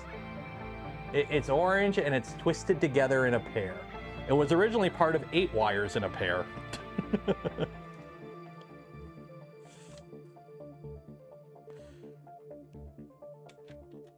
Yeah, that's Cat 5. I told you, there's still parts on here from when this was a... Okay, what's this for? Oh, that's the camera. So this is... Wow. That is falling. I'm gonna have to rebuild that probably. I love this mechanism. The hinge mechanism for the... I wish I knew where the files for this were. I use Cat 5 all the time. Yeah. Okay, so what are you? You're just a random USB cable. Okay. You're for the camera. So you're a Pi 4. Okay. Are you mounted to anything? Oh, you're mounted to a plate, so you can come off. You know what? You're coming off.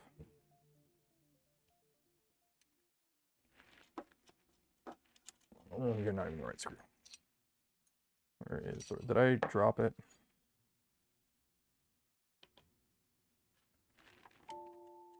There we go.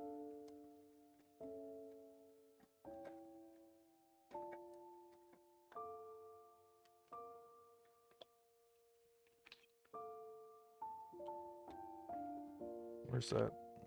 Oh, there's my pliers.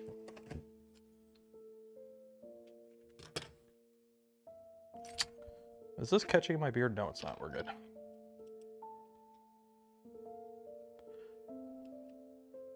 How do I get unsubscribed? But still, you're unsubscribed? Why are you unsubscribed, Tech Ninja? Why are you unsubscribed? Why are you don't want to hang out? You're not my friend anymore?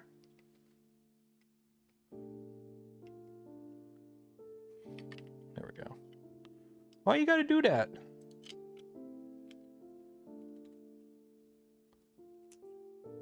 Why aren't you subscribed? I'm now subscribed again, reread. Oh. Oh, how do you get unsubscribed but still get, that's weird. There we go. Yeah. Pi 4. Don't lose that. I need that. Okay. So you can come out. You can come out. Okay, what? Oh god, I gotta get all these wires. Okay. Oh, it's all braided together, that's why. Gonna do some wire management. Well, it is managed wires. They're just Ben Butler gifted 10 community memberships. Cheers and appreciated. I'm gonna have to actually print some skirts for this too, I think. Okay, there's that. So I do need to save some of these wires, I think. I need to save the AB motor mount wires. I need to save those. Oh, this is going to be a nightmare. Ah! Ah, it's caught in my thing. There we go. Oh, it's going to be annoying. Okay. Okay. Ben Butler gifted 10 community memberships. Cheers and appreciate it. And Andrew Rogers, $10 for the don't tug on what you never know what it's attached to fund. Yes. And never catch a falling knife. A drop knife has no handle. What exciting things are we working on tonight? Nothing exciting. I'm undoing wire loom. We're ripping apart an old V2 that I need to rebuild. And we're planning on what I need to print for it too. And whatnot. We're doing a PM on it. We're swapping out the controller board for a Leviathan. We're going sensorless. We're going umbilical. We're keeping tap. I want to keep tap. I like tap too much.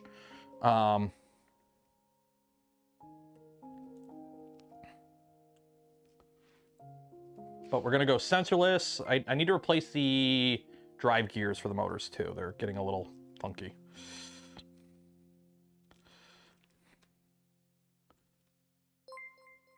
Okay, hanging out next week. Oh, heck yeah. Flying out Thursday.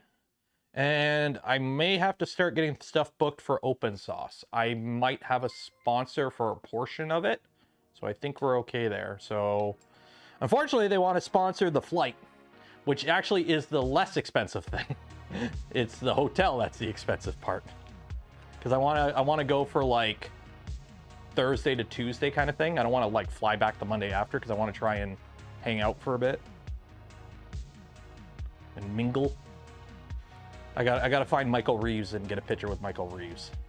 It is so weird, as somebody who has been watching like YouTube for like a good chunk of my adult life, because I've been on YouTube since 2006. Go look at my YouTube account.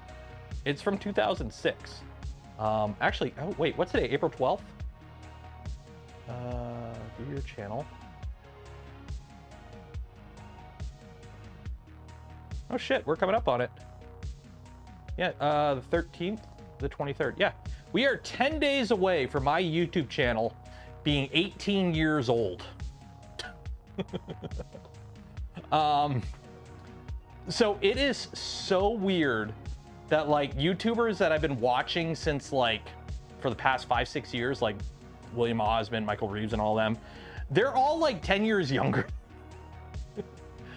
I'm realizing like how I'm only 36. I'm not old, but I'm old in terms of like most of the YouTubers I watch, and it's so weird like realizing like I got a decade on a lot of the YouTubers I watch, and I'm like what is it? Fallout. Okay, I'm watching Fallout. Ellie or Ella? What's her name? What's the actress's name that plays Lucy? Fallout. Lucy. Where's Goosey McLean? Okay. What is her actor? What's the actor called? Ella. Yeah. She was born in 96. I'm like, I remember 96. Like, ugh. I am disappointed with them junking they didn't junk any of the lore. What part of the lore did they junk? What part of the lore did they junk, Kisker? Because I watched the whole series and they didn't junk any of the lore. As far as I'm aware, I didn't see anything.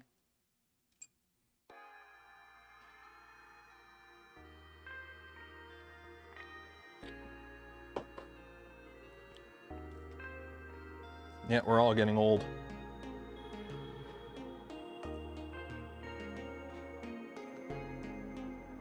Yeah, as far as I'm aware, all the lore is like relevant. This takes place after everything. So if you're like, oh, hey, you know, oh, they destroyed a city that was part of the game. Well, yeah, because it takes place after. They wrote new lore. There's a difference between continuing the plot and ignoring stuff that previously happened. Also, let's be honest, most of the Fallout games don't have lore endings because they all have multiple choice endings, especially like New Vegas. So there is like no canon. There is no official canon ending to Vegas. Like, okay. So I need to get these two out. I need the motor mounts wires because I need to save the motor wires. Okay, so this is one of them. Oh, this is gonna be a nightmare. Hopefully I can get this out in one complete run.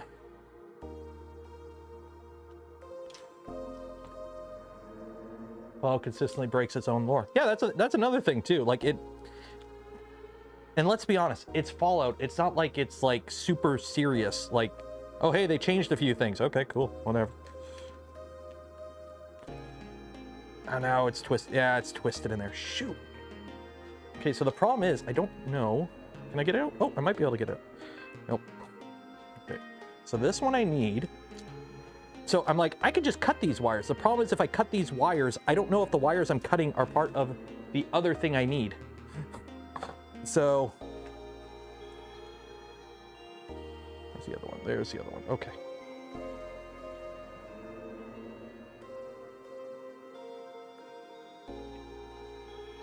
Bethesda breaks its lore. Like, I'm not super concerned about the actual proper lore of the game as long as like the story is overall. Like, it's okay to adjust and tweak and, you know, play around. Like, the only complaint, like, that I've seen that holds any ground is they move some of the cities around. Like, okay. Cool. Okay, let's see. Can I get you out? Yeah, I can get you out. Okay. So I got these 4 wires. Yeah. This is worse than Christmas lights. I want to just cut this. The problem is if I cut it, I got a feeling if I cut it, I'll be screwed because I need these wires for something else.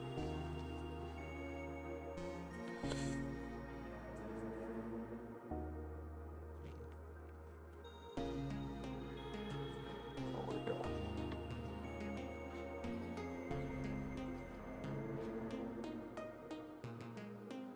The show doesn't specify when Shady Sands. It takes place, the Shady Sands is destroyed after 2277. Well, it's simple. Lucy, the game takes place in 2296, and when Lucy was around like 10-ish years old, it looks like Shady Sands was destroyed. So Shady Sands was destroyed sometime after New Vegas, which makes sense because in New Vegas, the NCR is crumbling. The reason the NCR invade and try to get Hoover Dam is because they are crumbling back home and they need more territory to try and make up for their loss and everything going to shit back home. So the NCR was already in a state of decay in New Vegas. So yeah, it doesn't break the lore. You know, I'm just gonna cut the wires. I don't care. Hopefully, I'm okay. Hopefully I'm okay. Oh my God, I made it worse. Why do I have so much extra wires here? Okay, you know what? You know what? You are not part of this. Where's my scissors? You are not part of this. Goodbye. You are the weakest link. Goodbye. Okay. So the question is, where do you come from? Oh my God, I'm this is so bad. This is such a Gong Show. Shogun is a good series. I haven't watched it. What is it on? I just need to confirm where the end of this wire is. Is that it? Is that it? Is that there it is? E-motor. That's extruder motor. You know what? I'm cutting the wires. Screw it. Okay, we're gonna take a risk. We're gonna take a risk. I'm gonna cut the wires that are preventing me from moving this wire. If we're good, we're good. But I don't want to. Shoot, I really don't want to. Okay, where's this wire go to? That wire is already broken, so that one I can cut. Okay, this wire's already been broken. Cut. Cut. Okay. Yeah. And the bomb dropping time then. What bomb dropping time? There's not enough wiggle room due to the info. Okay, quite simple. Fallout 76, Part of Fallout 76's plot is the characters come out of the vaults 20 years after the bombs fall, and their task from the Overseas is to collect or get a hold of 3 launch facilities for nukes. Fallout now, therefore, Vault Tech is now in control of the ability to launch nukes. Hank gets out of the vault, finds a civilization that is being built up, and contacts Vault Tech, who launches a nuke, destroys City Sands. 20-ish years before the show takes place. Simple as that. There's plenty of time for Shady Sands to get destroyed.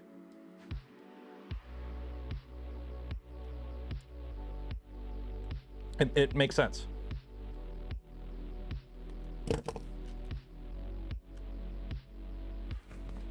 Freaking hell. Keep getting this caught.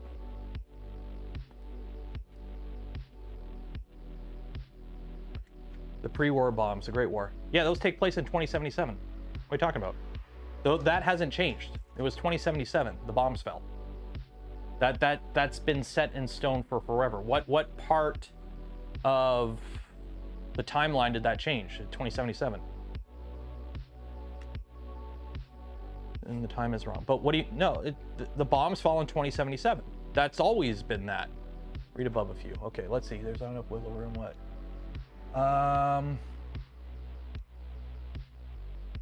They dropped the bomb. Oh, are we arguing what time of day the bombs fell?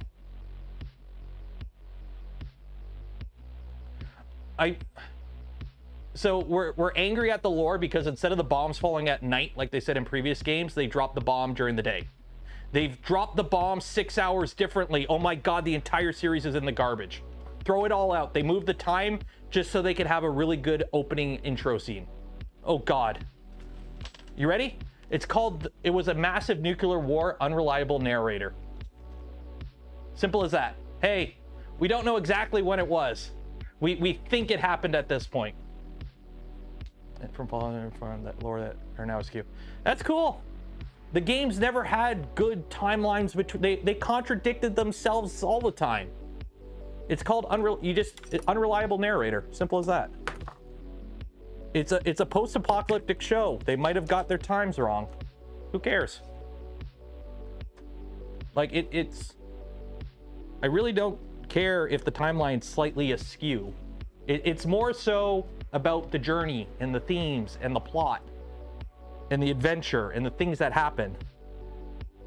Oh, I found the other end. Okay. So that's the B motor. So, oh my God, how did this get? Frick, I am chopping wires like a mofo. All to get a motor wire out. Okay. How did this get so tangled?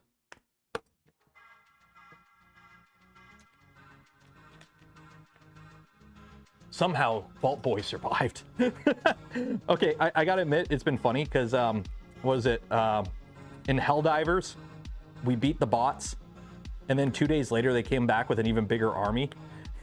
And then they put out a tweet, it's like, somehow the automatons returned. It's like, really?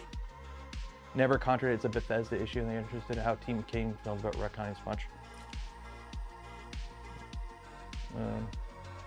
The same Tim Kaine who made a statement saying he loves the show and he doesn't get why people are nitpicking. That Tim Kaine? that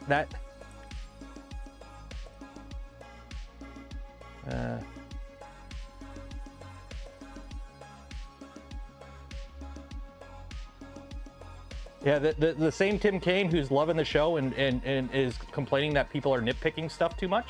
That Tim Kaine? You know what's funny?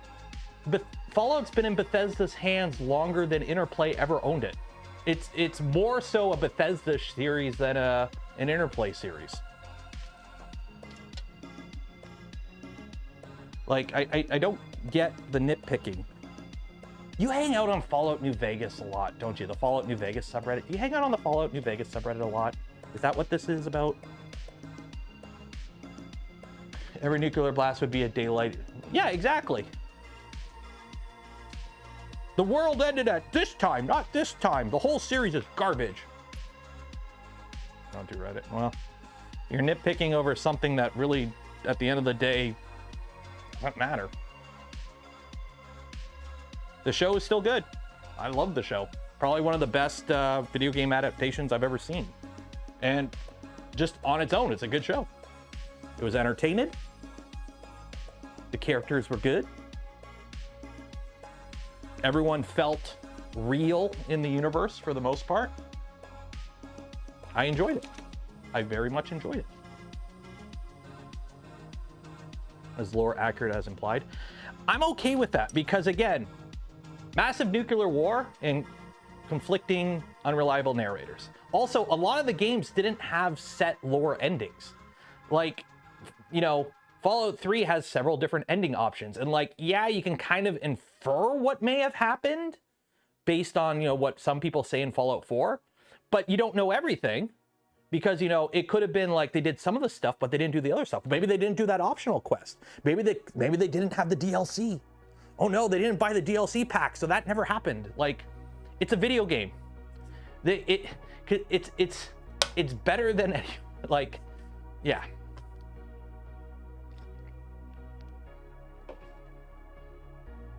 Who founded what city? And see, that's in my opinion nitpicking. It's like a lot of people complain that Shady Sands moved. Okay, cool. Does that really change anything?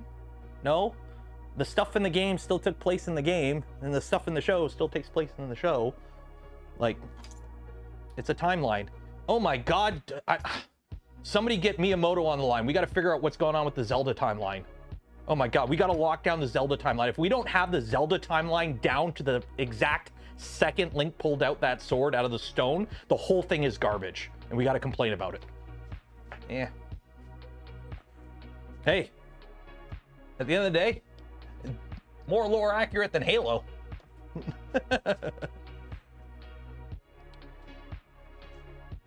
Filling events. It's quite simple. The vault text. Okay, plug your ears if you haven't watched the show yet, or if you care, because I'm gonna spoil shit. Vault-Tec founded the vaults because they believe that, hey, civilization shit. We're gonna try and make a better civilization, and we're gonna use the vaults to test out which method of civilization is the best. So we're gonna do all these wacky experiments. Then, once everyone's dead on the surface, we're gonna come out, and whatever civilization in the vault was the best is gonna take over. Oh shit, people survived on the surface. Okay, Vault 76, their job was to get a hold of some nuke launching silos, and then also there was control vaults that, like Vault 33, 32, and 31 are a group, and there's a whole bunch of surviving Vault-Tec employees running that shit that have access to nukes because of the facility they captured in Fallout 76, that, hey, if a civilization is being launched or created and founding, they're gonna take it out because they don't want civilization on the surface, because they want the vaults to take over the surface. So he comes out of the vault, goes, oh shit, Shady Sands exists, they're actually doing pretty good, nukes them. Simple as that.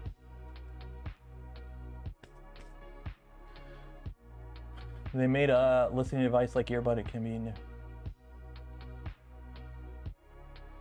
Why no Bluetooth version for me to buy? Okay, we're done. We're good. Good. Turn it back on. So yeah. Parallel universe. No, that's the thing I really like about the show. They straight up say this show takes place in the same timeline as the games. That means there's aliens too.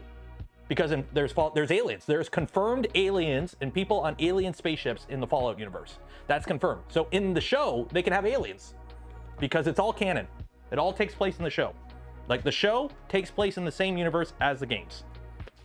Yeah, some of the timelines might be a little bit skewy, but it's been that way for 20 flipping years. When did Fallout 3 come out? Fallout 3 launch. No, not launch ICBM. Fallout 3 launch. So Fallout 3 came out in 2008? Really? Okay, Fallout 1 launch. Release. Okay, so Fallout 1 came out in 97. So the original Fallout series was only in the original creators' hands for less than 10 years.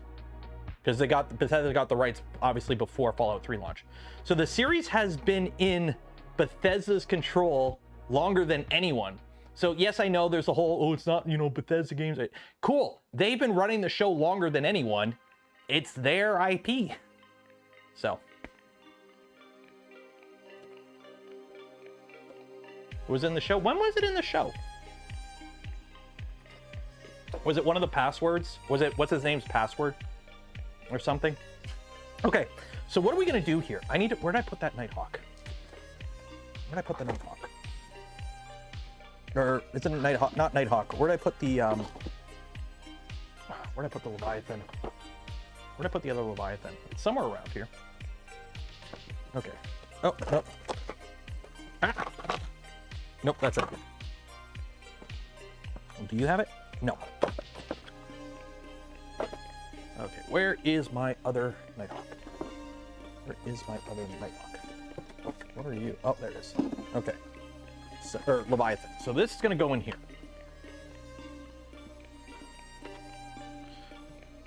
Like, think about it. Fallout 4 changed all the way the lore works with power armor. Like, they changed power armor in Fallout 4. And in the show, power armor is the same as Fallout 4, but it's not. I'm building a suit of power armor right now. Well, I'm not building it. It's on hiatus, but I have the parts printed. In Fallout 3 and previous Fallouts, the power armor is just the suit. Whereas Fallout 4, it's a vehicle. Like, the whole dimensions of power armor change between 3 and 4. Like, the lore is fluid in Fallout. It is what it is. Okay. Only played Fallout 76. I've never played Fallout 76 because when it launched, it was hot garbage. And I'm not a fan of games as a service games. So I never really played it. But apparently it's not too bad now. But I'm still not a fan of games with, like, games as a service games. Do you have a recommendation for a filament dryer? I've got a few. I've got the Creality one. That one works pretty good. It's a filament dryer, the Creality one. Or you could just buy a cheap food dehydrator. They all do the same thing. They all do the same thing. Yeah, whatever works for the gameplay. Exactly. It's called a video game. It's a video game. They're going to change things based on what is the current trend in video gaming. So I need to figure out how to mount this. So we're going to put you right there. Right? You're going to go right there. I'm going to have to drill a whole bunch of new holes. Or, actually, no, I'm going to put this sideways. I'll put this sideways. I'm going to put this sideways. Yeah, right there. Right like that.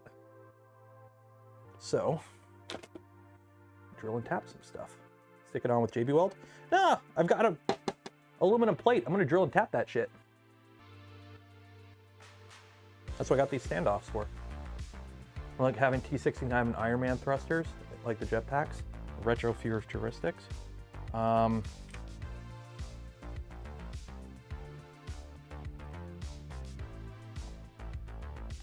Just like in Fallout 4, how they had the jetpack upgrade for the power armor.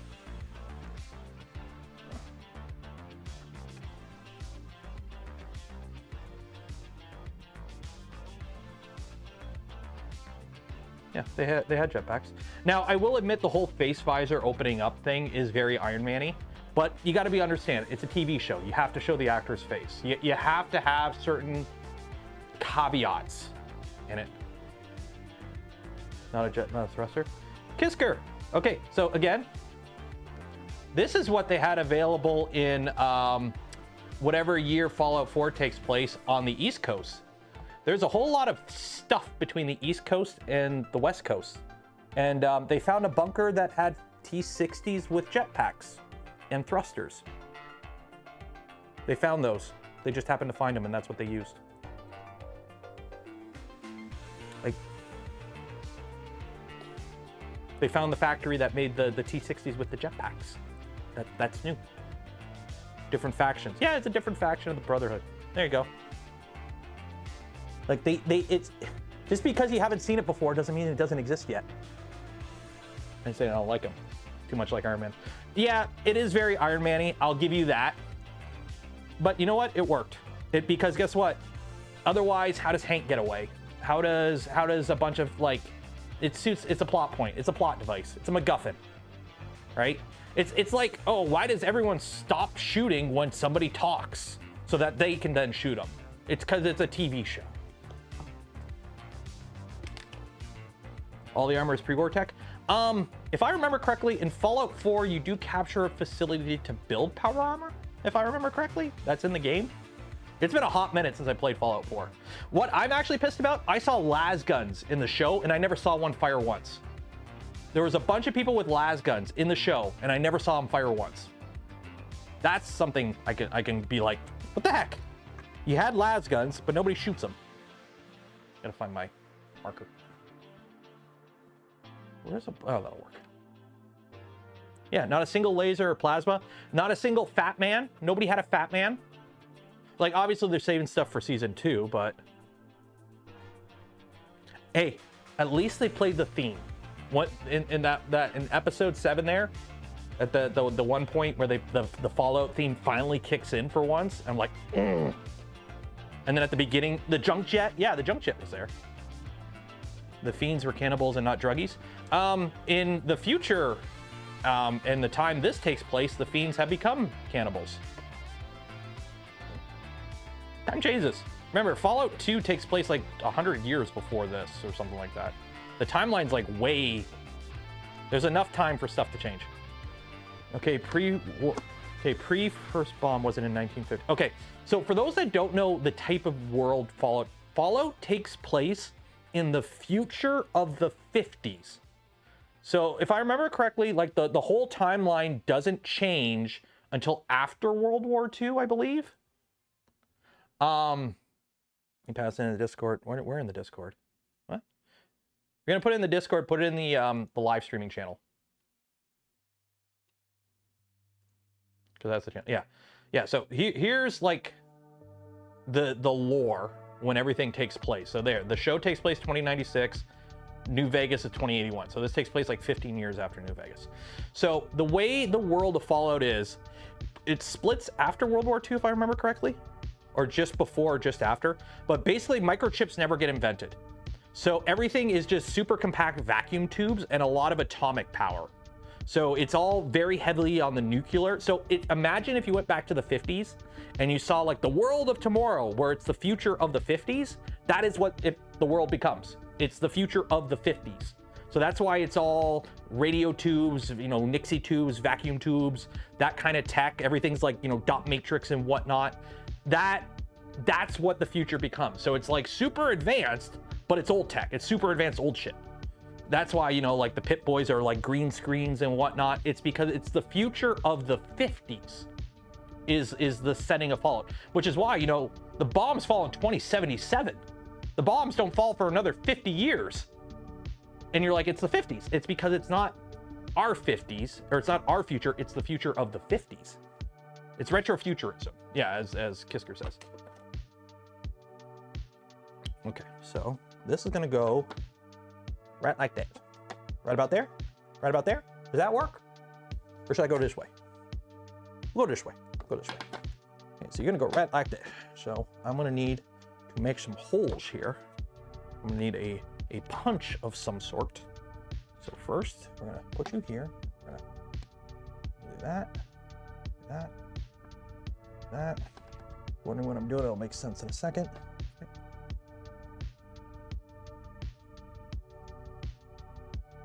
Makes sense in a second. I just gotta be careful not to drill through this into the heater pad. That would be bad. This will make sense in a second. Makes sense in a second. Atomic age future. Yep. It's a really nice setting. I like it. It works. Produce Vertibird, post Fallout 3, the Brotherhood of Steel maintains the ability to produce. Yeah, because they have control of a bunch of military bases and facilities, don't they? Like, that's the thing. The games only take place in a small area of the greater world. Remember, everything in the Fallout universe takes place only in America. Who knows what the rest of the world is up to? Right?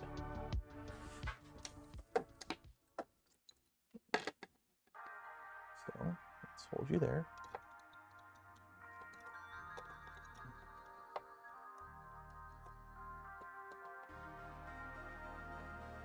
Screwed up. I screwed up. My hand is... Oh. There. Metal shavings get in there. Oh yeah, I know. I know. I've done, this is the second or third time I've done this. Okay.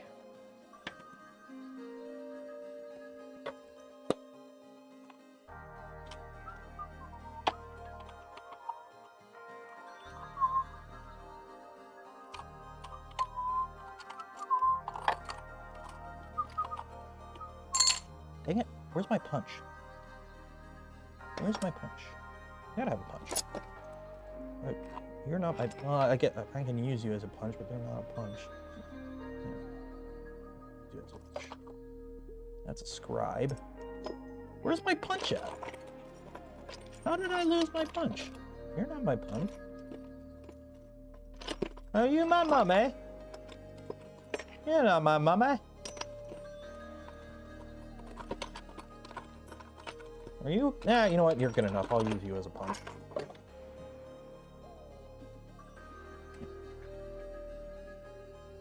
The mod Fallout London should be out next year, so yeah.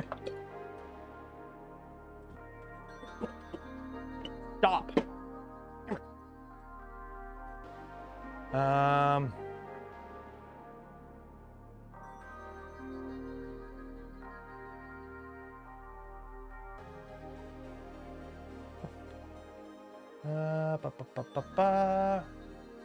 But do they have 3D printers? I don't think so.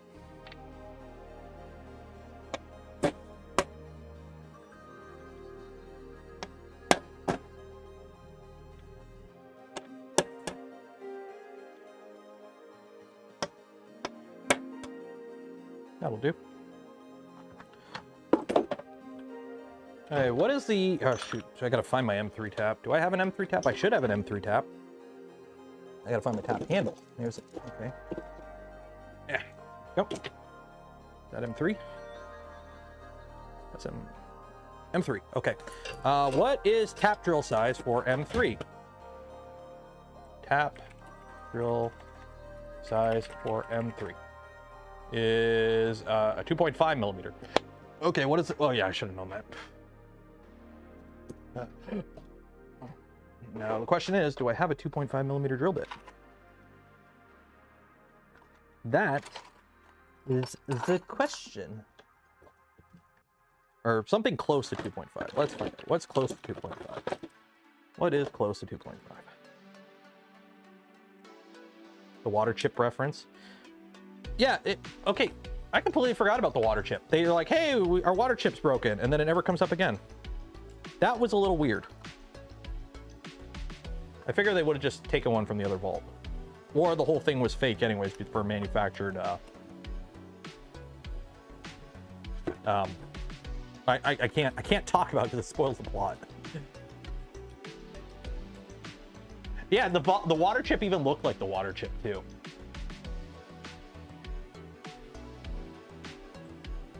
You know what's funny? If you pay attention, there's pictures of people from the game in the show, and they just used in-game screenshots of the characters. Fallout 2 reference? No, water chip's Fallout 1, isn't it? Yeah, Fallout 1. Your character gets sent out to go find the. Okay, so let's see. What do we got here? So that's gonna go there. That one's gonna go there. Yeah, we're good. We're good. Okay. So we need to protect this power supply here. So what we're gonna do is get some papier.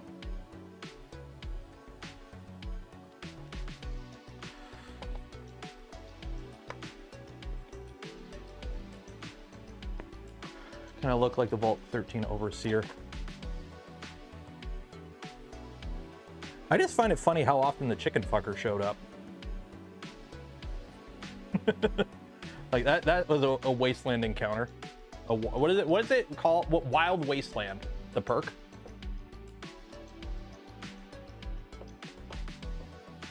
Is there a set of full default clipper macros? The closest thing you'll find is what's on the Voron GitHub for each printer. Will Lucy become a ghoul? No. In the Fallout universe, ghouls are people that were heavily irradiated but didn't die. So if you're like, if the bomb fell and you got to a shelter, but the shelter didn't seal properly and you got heavily irradiated, you turn into a ghoul. So in the Fallout universe, ghouls are, because the Fallout universe works on like comic book radiation logic, where you get like, you mutate from radiation. You don't just die like you do in the real world. So in the Fallout universe, ghouls are people that got like heavily irradiated, but they didn't die. So you were like either you were close enough to the blast, but not far enough away. So you didn't die instantly, you just got a crazy amount of radiation. Or a bunch of them were, I think, what is it, the Citadel in Fallout 1 was a vault that got nuked directly and the door didn't close or something, so they all got heavily irradiated. And then you also have the FEV virus, which I think that's what the one guy got. The guy, I'm not gonna spoil it, but the guy who got effed up and then he got the chicken fucker gave him drugs and he healed. I'm pretty sure he got FEV'd. He got the FEV. I don't think he's a ghoul. I think he got hit with, I think he gave him FEV, which is what makes super mutants. So now, like Bruce Willis on an asteroid, we need to drill.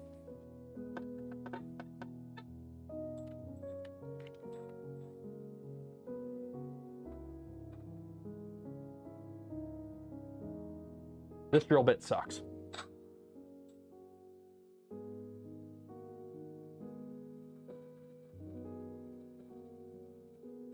This drill bit really sucks. Why do you suck? Let me find a not shit drill bit. This is aluminum, it should cut right through it. Oh, that's why it's a shitty DeWalt drill bit.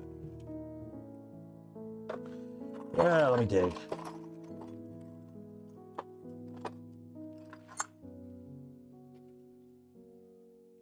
Too much green in the show? I mean, it is 219 years after the bombs fell. So there is a decent amount of green in the games too. It's just most of the games take place in areas that were heavily nuked. If anything, California is like the most back to normal area that we've seen in this show. I'm gonna have to use that Shirley drill bit. I can't. I gotta go through and like redo my stash here.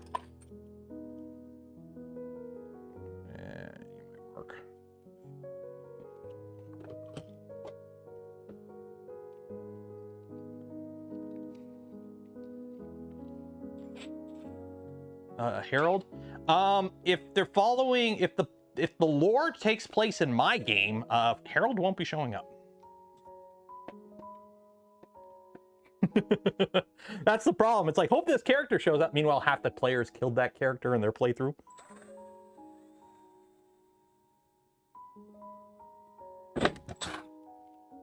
One hole.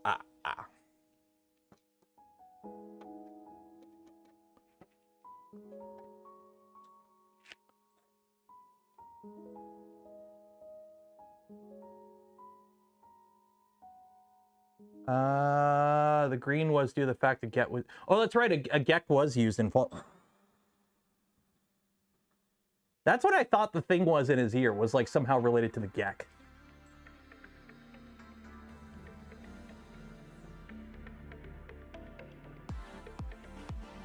Okay, you know what? This would be a lot easier if I flipped it up. But I don't want to do that, because then metal chips might get into the mat.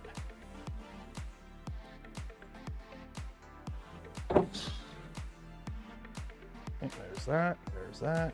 Wow, that's good. Oh, the drill's fine, it's just the drill bit sucks.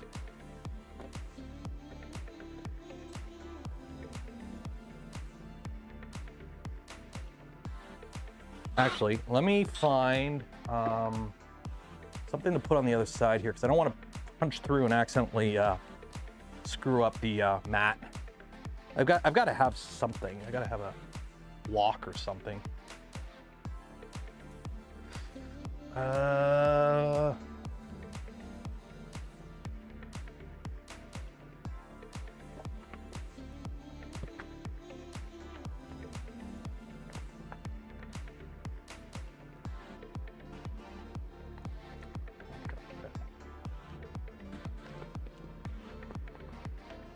Nope.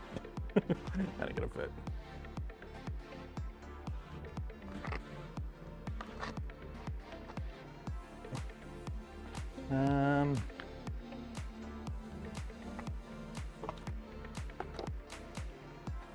That might work. Good old cardboard.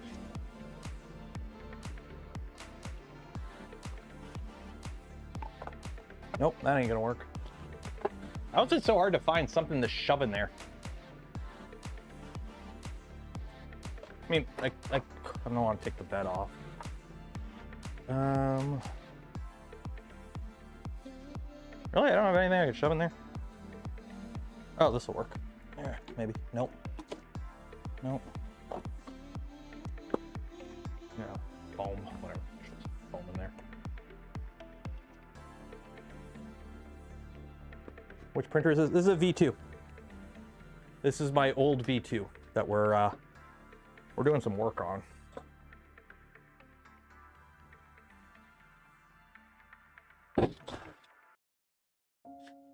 We're good?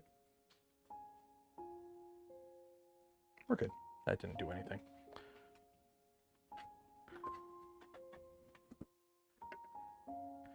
Okay. Actually, I don't even...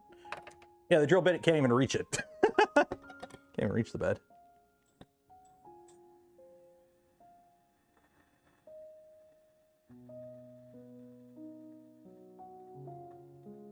Real.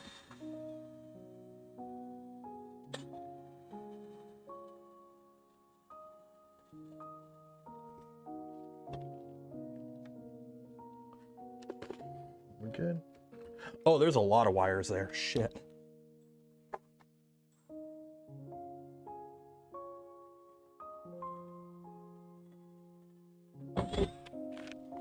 We good? We're good. Okay. I think we're good. I hope we're good. Otherwise, we're gonna have a bad time. Let me check. Let me check. Good? Oh yeah, we're good. We're good. We're good. We're good. We're good. Oh my God, this is disgusting. Where are all this from anyways? Where are you? Oh, that's what that is. That's the thermistor. Yeah, if you're wondering what the PT or the Cat 5 wire is for, it's for the thermistor. And to make a little connector. Freaking mosquito. How are there mosquitoes already? And if I my... Oh boy. Well, it's an old game. Well, I was Fallout 4 is an old game. It came out like in what, 2016? When did Fallout 4 come out?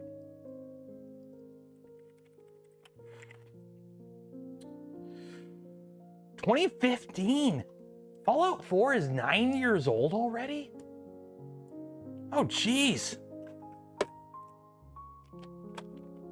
Ah. Ah. Ah. I don't like it. I don't like it. Guys, I don't like it.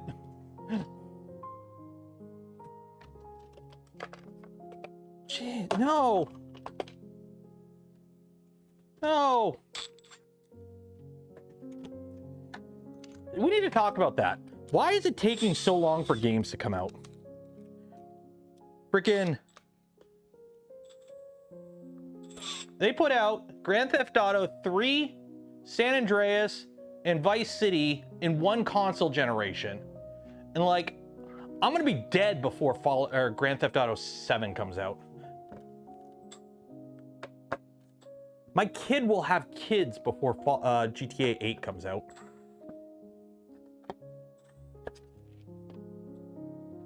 Always chamfer your holes, kids. Always chamfer your holes. If you can. In there to even chamfer that?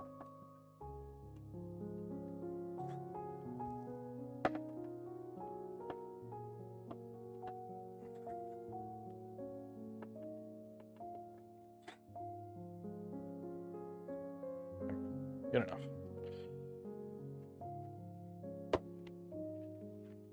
Tap it, tap, tap. It was always slow as balls since the Rockstar got too big. Well, no, it's simply the fact that they make more money not putting out a new game.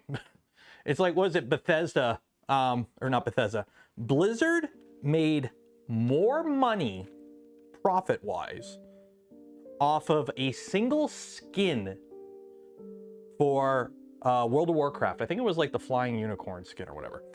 So Blizzard made more money off of a single skin for World of Warcraft than they did all of the profit they made off of StarCraft 2.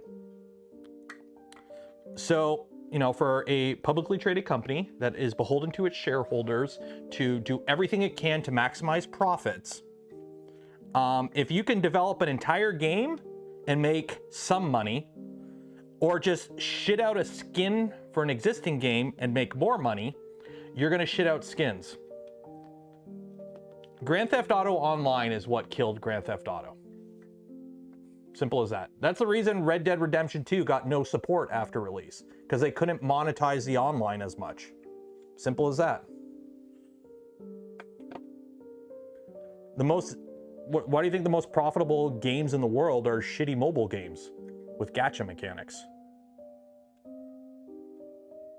Now, granted, I'm playing the hell out of Helldivers right now, which is a online game with in-game transactions, but they've done it in a very, very reasonable way where I'm okay with it. Once a month, a battle pass comes out. It's $10. And guess what? If you play the game for about 20 to 40 hours a month, you'll make enough money in-game to buy the battle pass every month. I mean, I already have enough super credits saved up for the next battle pass already. I'm like 100 credits away. It's nothing. Yeah. And guess what? Nothing is like a direct upgrade. Everything is just like side grades. Although I will say, grenade pistol is worth it. Although I haven't unlocked it yet, but I did use one because somebody who did unlock it died and I stole it. All right, no, that was the eruptor. That was the eruptor, but now I have the eruptor. Which is a bolt action autocannon. Free games are the most expensive. Exactly.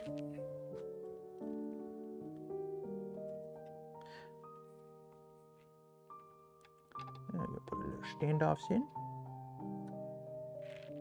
There we go.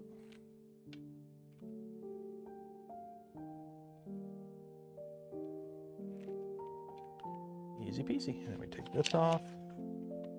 And what I do is I go like that and pick up all the yucky stuff with tape. Tape is your friend. Where did I put the tape? My friend, where did you go? Where did I actually, where did I actually put the tape? Oh. Buy 1,000 credits for the last 100. No, because I have a whole month to find them. And usually most missions, you're gonna find anywhere from 10 to 30 super credits every mission you do. And most campaigns are, you know, 2 to 3 missions. And sometimes you can find a mission where you just find 100 credits. It's actually extremely reasonable. If you play the game for any amount a month, you'll make enough to buy the in-game. It's actually really, really, really reasonable. I actually really like what they did. Okay. So now we need to mount the Raspberry Pi to this. Is a Mark IV upgrade kit worth it? Do you have a Mark III? If so, I'm of the personal opinion, based on my experience with a 3.5, either do 3.5 or go all the way to a Mark IV. And if you're gonna go all the way to the Mark IV, buy a bare frame and take what's left of your Mark III and build it into a bare and put clipper on it. That way you get 2 printers for almost the price of 1.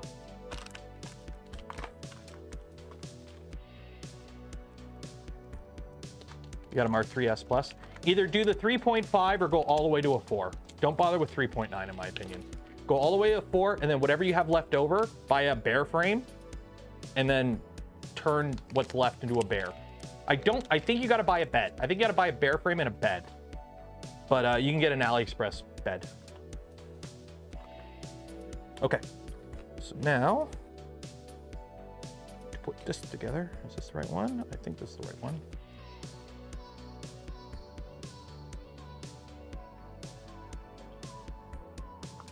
The hot end just quit. Ooh. Well, you got to replace that too. Use the original frame for the Mark IV and then everything else for there. So when you do the upgrade to a Prusa Mark IV, you get all new motors, new electronics, but you reuse the frame. So that means if you do the Mark IV upgrade, so if you upgrade your Mark III to a Mark IV, you're gonna have everything left over for the printer, except for the bed and the frame. So if you get a new frame and a new bed, you have a whole other printer. You basically got your Mark III back. So get a bare frame, get a new bed, put clipper on that shit, and then you got another printer. That's pretty much good to go. So either, if you're only gonna plan to stick with one printer, I'm of the opinion, go to 3.5, and then maybe down the line, upgrade the tool head or put a better extruder or hot end on it. Because the 3.5 gives you all the functionality of a Mark IV pretty much. You just don't get the hardware improvements. So it depends. It depends what your printer does and what you're looking to get out of it.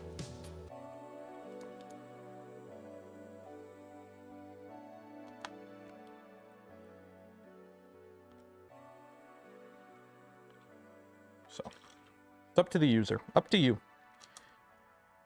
It's your printer, do what you want. Isn't it nice when a company lets you do what you want with your machines?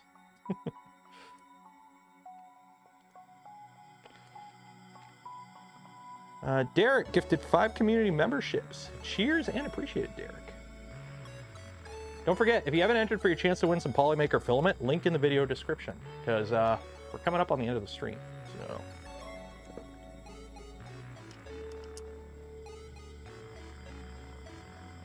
what upgrade of the night?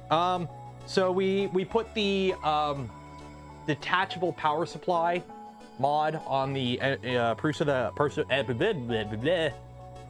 Mark IV that's enclosed, and now we're putting a Leviathan and V226. But although I'm gonna have to figure out what I need to do for the tool head, because I want to do XOL, but I think I gotta buy some stuff or hit up Jason and see if he can hook me up.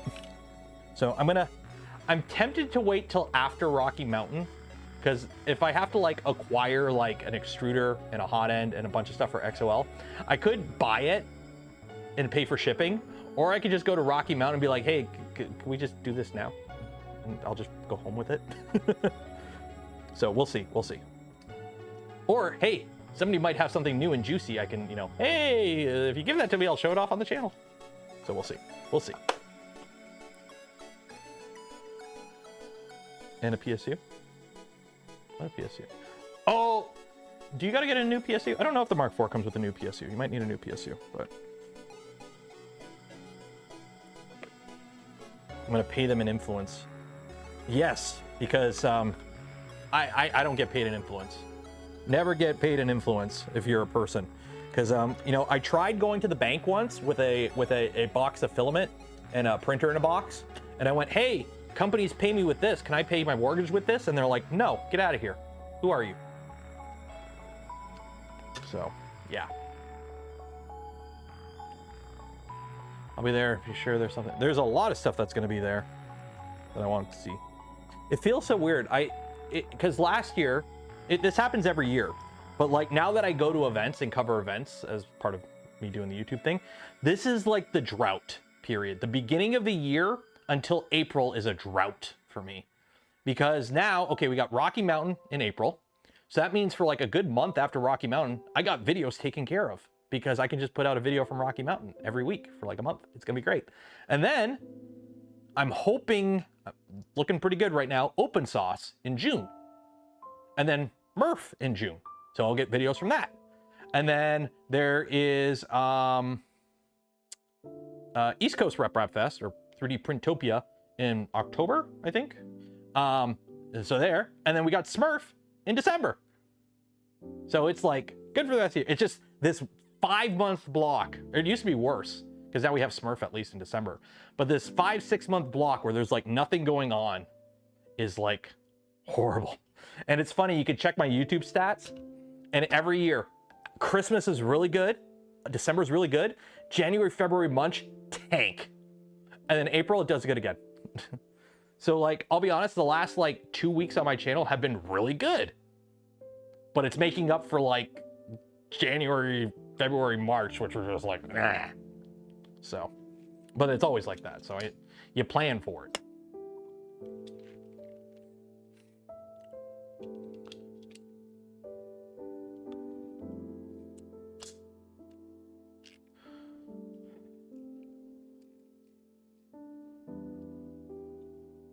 Should check a CNC event for fun.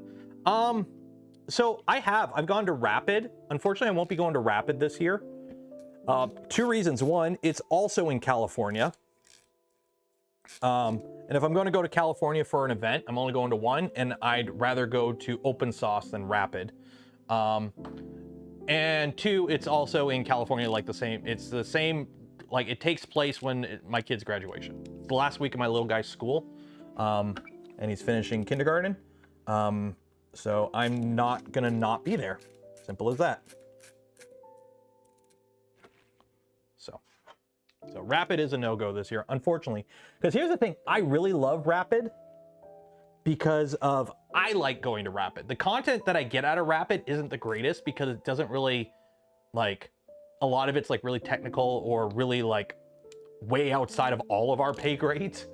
But I just love going there because there's, you know, I used to work in the trade and I love seeing cool shit like that. So for me, it's like, oh, this is great.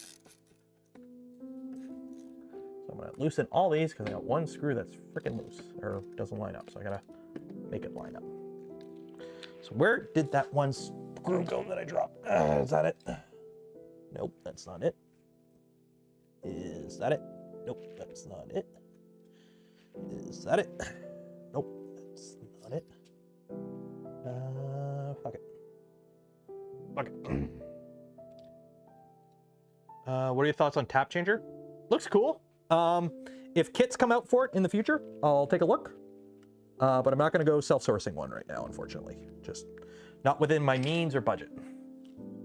But if somebody comes out with kits with them, I will definitely look at getting one, hopefully. Because I do have a printer. The LDOV, or not the Tall Boy, makes sense, kind of. Because I've got a bed that's smaller than the print volume, which is good. And I've got a ton of Z on it. So.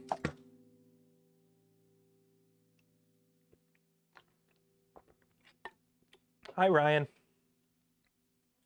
Come to California and visit Vault 33. So my plan for, if I can get open source covered, the plan is fly out like the Thursday and come back on like the Tuesday. So I actually have like a day before and a day after the event to like do stuff. And to see if I can sneak into Mark Rober's place. See if I can pull the, I'm a YouTuber, and if I can sneak into Mark Rober's place. That's the goal, is I just want to sneak into Crunch Lab. That's the only reason I want to go, is just so I can sneak into Crunch Lab. Okay, I'm gonna have to extend this. Shit, that don't reach. I'm gonna turn this around. Simple as that. Because the USBs are all on this side, right? Because the power is gonna come in here. So the power comes in there, so yeah, I gotta spin this. I gotta spin this.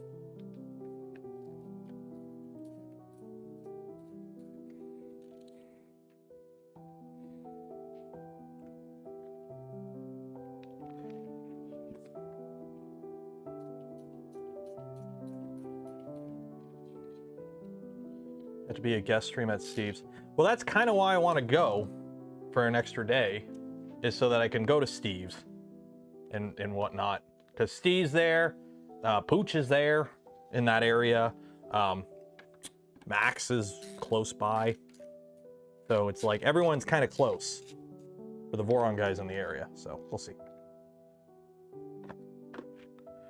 So we'll see. If I can go, I can go. I had a company that did reach out and say they'll cover the flight. I just want to get confirmation of that. Because it's not the flight, it's the hotel. Because the flight, 800 bucks Canadian. Cool. Throw some taxes, it's $1,000 bucks. Cool. That's covered. The hotel at 150 a night adds up quick. And that's 150 US a night.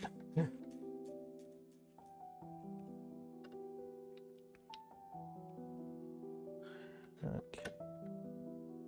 So don't forget, if you haven't entered yet to win your chance for some Polymaker filament, do that now, because we're coming up on the end of stream. How did I lose the screw? Seriously? How did I lose the screw? They put it right here. Oh, did it? Ah, shoot. There it is. Hotels are robbery. Yeah.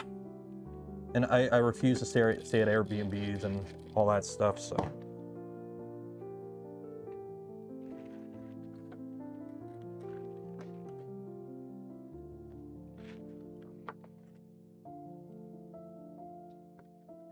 Hotel fees they add on. What?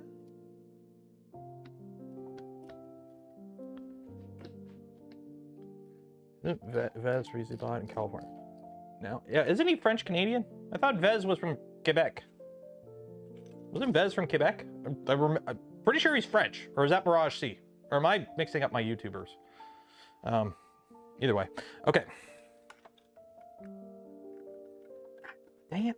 I hate when this happens. This is... Ah!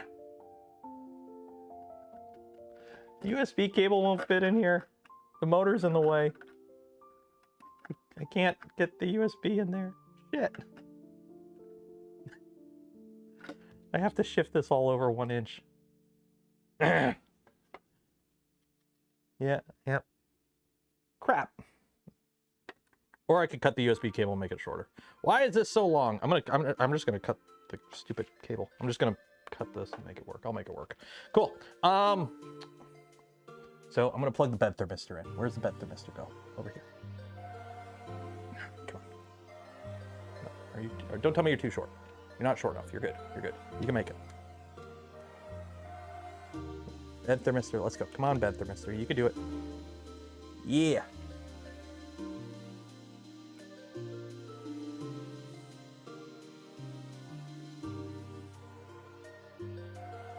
There we go. Bed thermistor in. There we go. See, I got one thing in. Okay. There was a charge for using the in-room hot tub past 9 p.m. Oh. I don't usually get hotels with hot tubs, so. Okay. I think we're gonna call it there in terms of what I'm fiddling with on stream. Because we gotta, you know, motors and whatnot, make all that work. So we'll do that all off stream. Or on Tuesday stream. So we got to figure out tool heads. So what do we got for this? What do we got for this? Because we got some stuff to figure out now. Because right now this is tap. Let me take a look. What do I have? I'm pretty sure. What do we got here? I got a cartographer. Kringle Bob.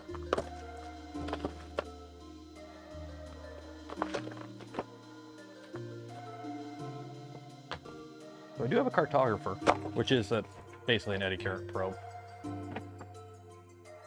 Or Matt, IDR 50,000. I'm assuming that's like a couple bucks. Cheers, appreciate it. I'm not 2 months in from my first printer, and YouTube recommendations tell me to build a Voron. Help. Also, hi from the opposite side of the world. Hello, build a Voron. Okay, I got videos on my channel. Watch them, build a Voron. Have fun. Join the Voron Discord. TBL Tiblum. Tiblum? Is that an I or an L? Tiblum. Thank you for coming, member. That's Indonesian currency. Okay. Cool. At first I'm like 50,000, and then I see that it's like a light blue outline, and I'm like, oh, okay, that's like a couple bucks. $3 USD. Yeah. Okay, so I've got the not crappy Chaotic Lab tap because the first version sucked. So now I have this one. So do I replace this? I'm tempted to.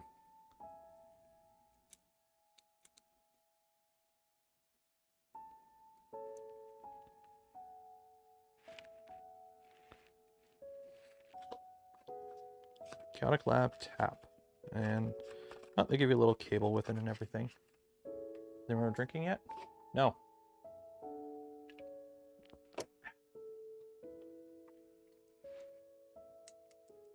I went and sent the wrong rail to cover for the first run. I know they did because I had one and it was shit. It was like weeble wobbly. Grease the linear rail. So I'm tempted to swap it out. It is a little bit narrower. So I will get a little bit more print volume. Yeah, you know what? We'll try it. We'll try it. We'll put this in. I just need to figure out the XOL. Is the XOL compatible with this? XOL toolhead. Armchair Heavy Industries. So that's what we're gonna put on this. I gotta find it. I have it. I gotta go digging through my bench here because I put it on the bench and then I put a bunch of other stuff on the bench and I buried it.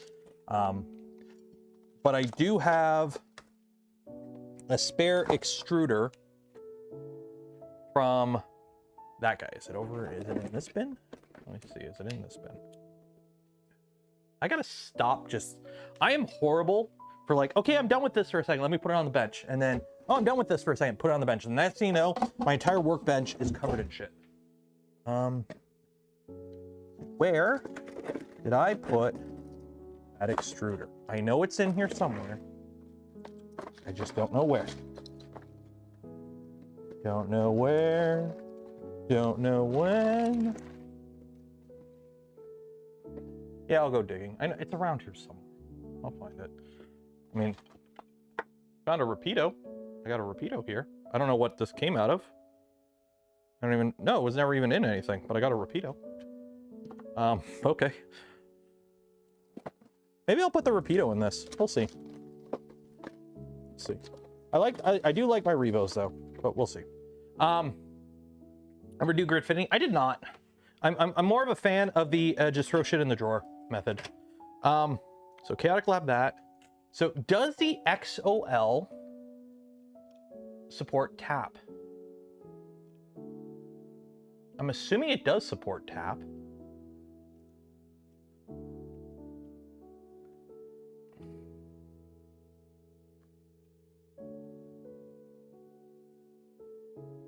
For the clicky version, I'm assuming it does via mods or on tap. Okay, for tap, replace the M or that to clearance issues. Okay. So I should be able to use this. I should be able to use this. I might wait until after Rocky Mountain to print anything, because just in case somebody has like an extruder or something they want me to try, I can just go, hey, I'm building something right now we can use it on. So I might not print anything until after Rocky Mountain. So this might sit for a week. Because that way, if somebody has something cool at Rocky Mountain, I can go, hey, I'm building a printer right now that we're redoing. I can slap that on when I get back. So we'll do that. So I'm going to use Chaotic Lab tap on this. XOL. The carbon fiber parts that I machined are holding up pretty good, although this belt is shredded. So I might rebelt this. Oh, this belt is ancient. Oh my God, I forgot. This isn't Gates belt. These aren't Gates belts. I got to rebelt this. These are ancient belts. So I'm going to have to get some belt too. Yeah. Remind me to get some GT2 belt. I got to get some GT2 belt. So we're going to put tap, new belts, new tool head, new extruder. I need to get, yeah, this is older than Gates belts. This doesn't have, you know what? Here, I'll just pull the belts right now. Why not? We're ripping it apart. Rip and tear until it is done. Let's pull the belts.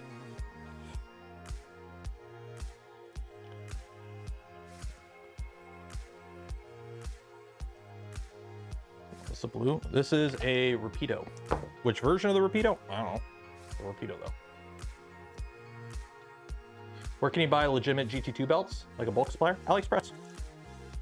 Gates Unata. Pretty much anyone that sells Voron stuff too, you can probably get belts. Why do I need to call this the Fallout printer? Box.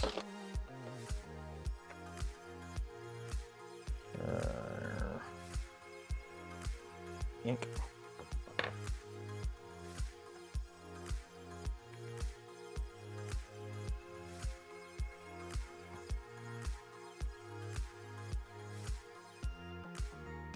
Well, this has a name. It's V226.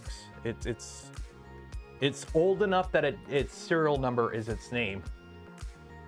For Rico sells Gates belts by the minute. There you go. What I need to do, I need to get like I need two things. I need a roller dispenser of GT2 belt and a roller dispenser of clear 3mm ID 4mm OD PTFE tube.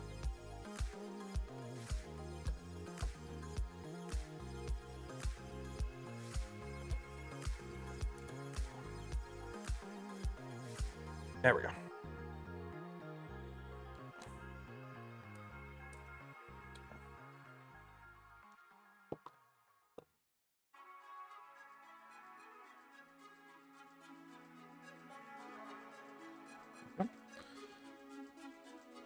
Tape.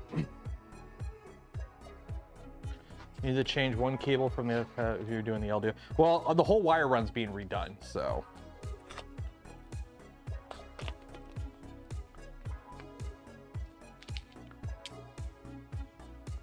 Yeah, the whole wire, I'm not reusing the wire run. So if the pinout's different, then it's different. Yeah, these belts are, they're unbranded. That's how old they are. In the bin. So yeah, I'm not gonna be able to rebuild this now because I don't have enough belt left over. I might, but I don't think I have like single pieces long enough. I'm gonna hang on to one of them just so I can measure. So yeah, so if you look, this one motor has completely shredded its belts. Oh yeah, that's gritty. Hit the gritty, hit the gritty. Okay. I could take off this.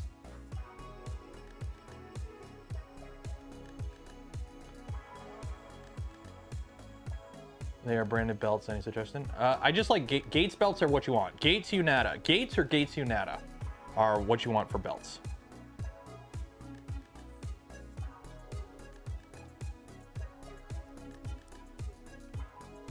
Okay, goodbye Hall effect sensor.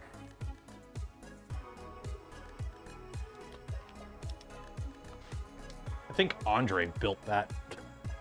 One of my Hall effect sensors was like soldered by Andre or something stupid like that. It's been that long. Not too late to ask for Brico. I mean, I'm sure they'll have some there.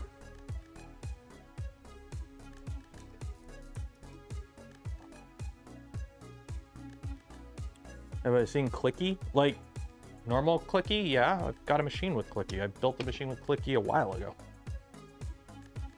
I've seen Clicky. You know who the Muffin Man is? I know who the Muffin Man is.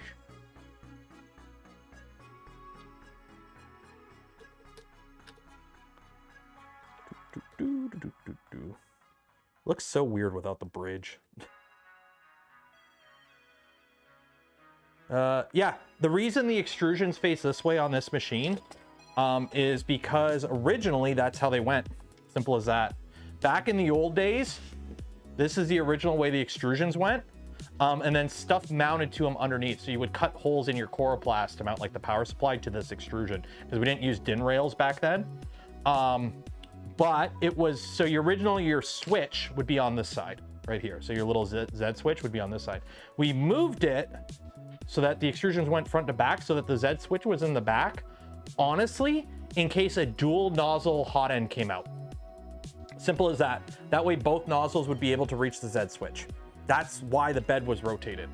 So, because at the time it was like, hey, what if a dual nozzle hot end comes out? And that actually works and isn't crappy like the Chimera. You need to be able to hit both nozzles off the Z switch. So that's why the extrusions were turned so that the Z switch would be back here so that both nozzles would be able to reach it. Because before, with it being over here, only one nozzle would be able to reach it, or tool changing too.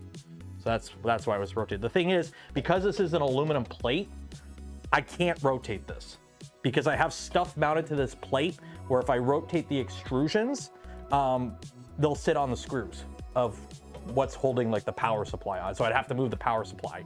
So it doesn't affect functionality at all. So I haven't bothered rotating it. There's no point.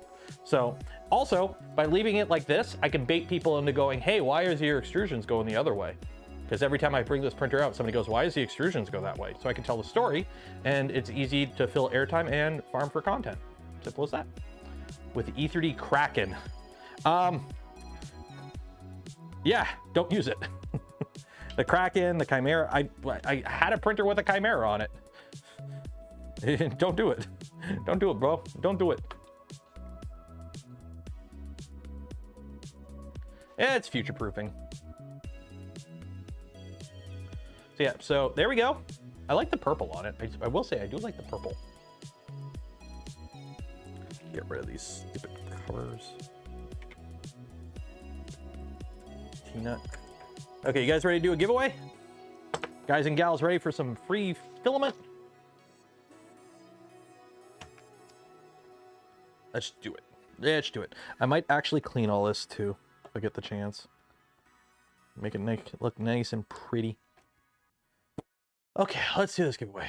Wheel of names. So what are we gonna do Tuesday? I gotta figure it out.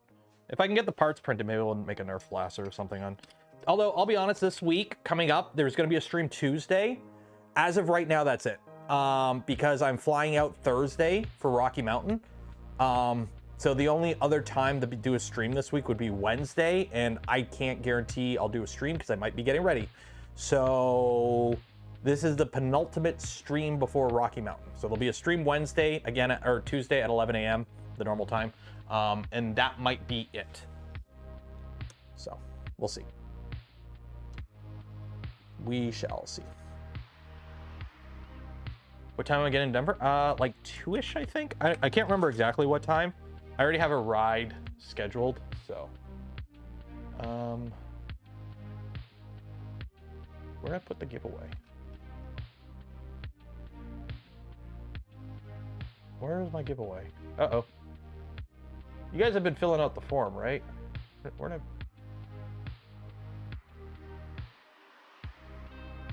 you go?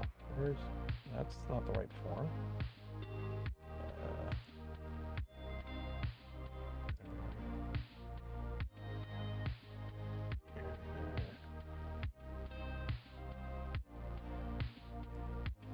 Where is forms home? Where are my forms? Today's the 13th, right? 13th. There we go. There we go. Okay. Responses. Hello? Hello? Hello? There we go. Okay. If you didn't enter, you'll have another chance on Tuesday. Okay. Hope you remember what you put for the answer, by the way, because that's a verification that I use. The reason I ask random stuff now is just, it's simply an easy way to verify that if somebody contacts me after the giveaway going, hey, I never received my email, I can go, cool, are you? And what did you put down for your answer? That's why I ask stuff with multiple different answer options. Why is the bed mounted the opposite way? Pimp your printer project.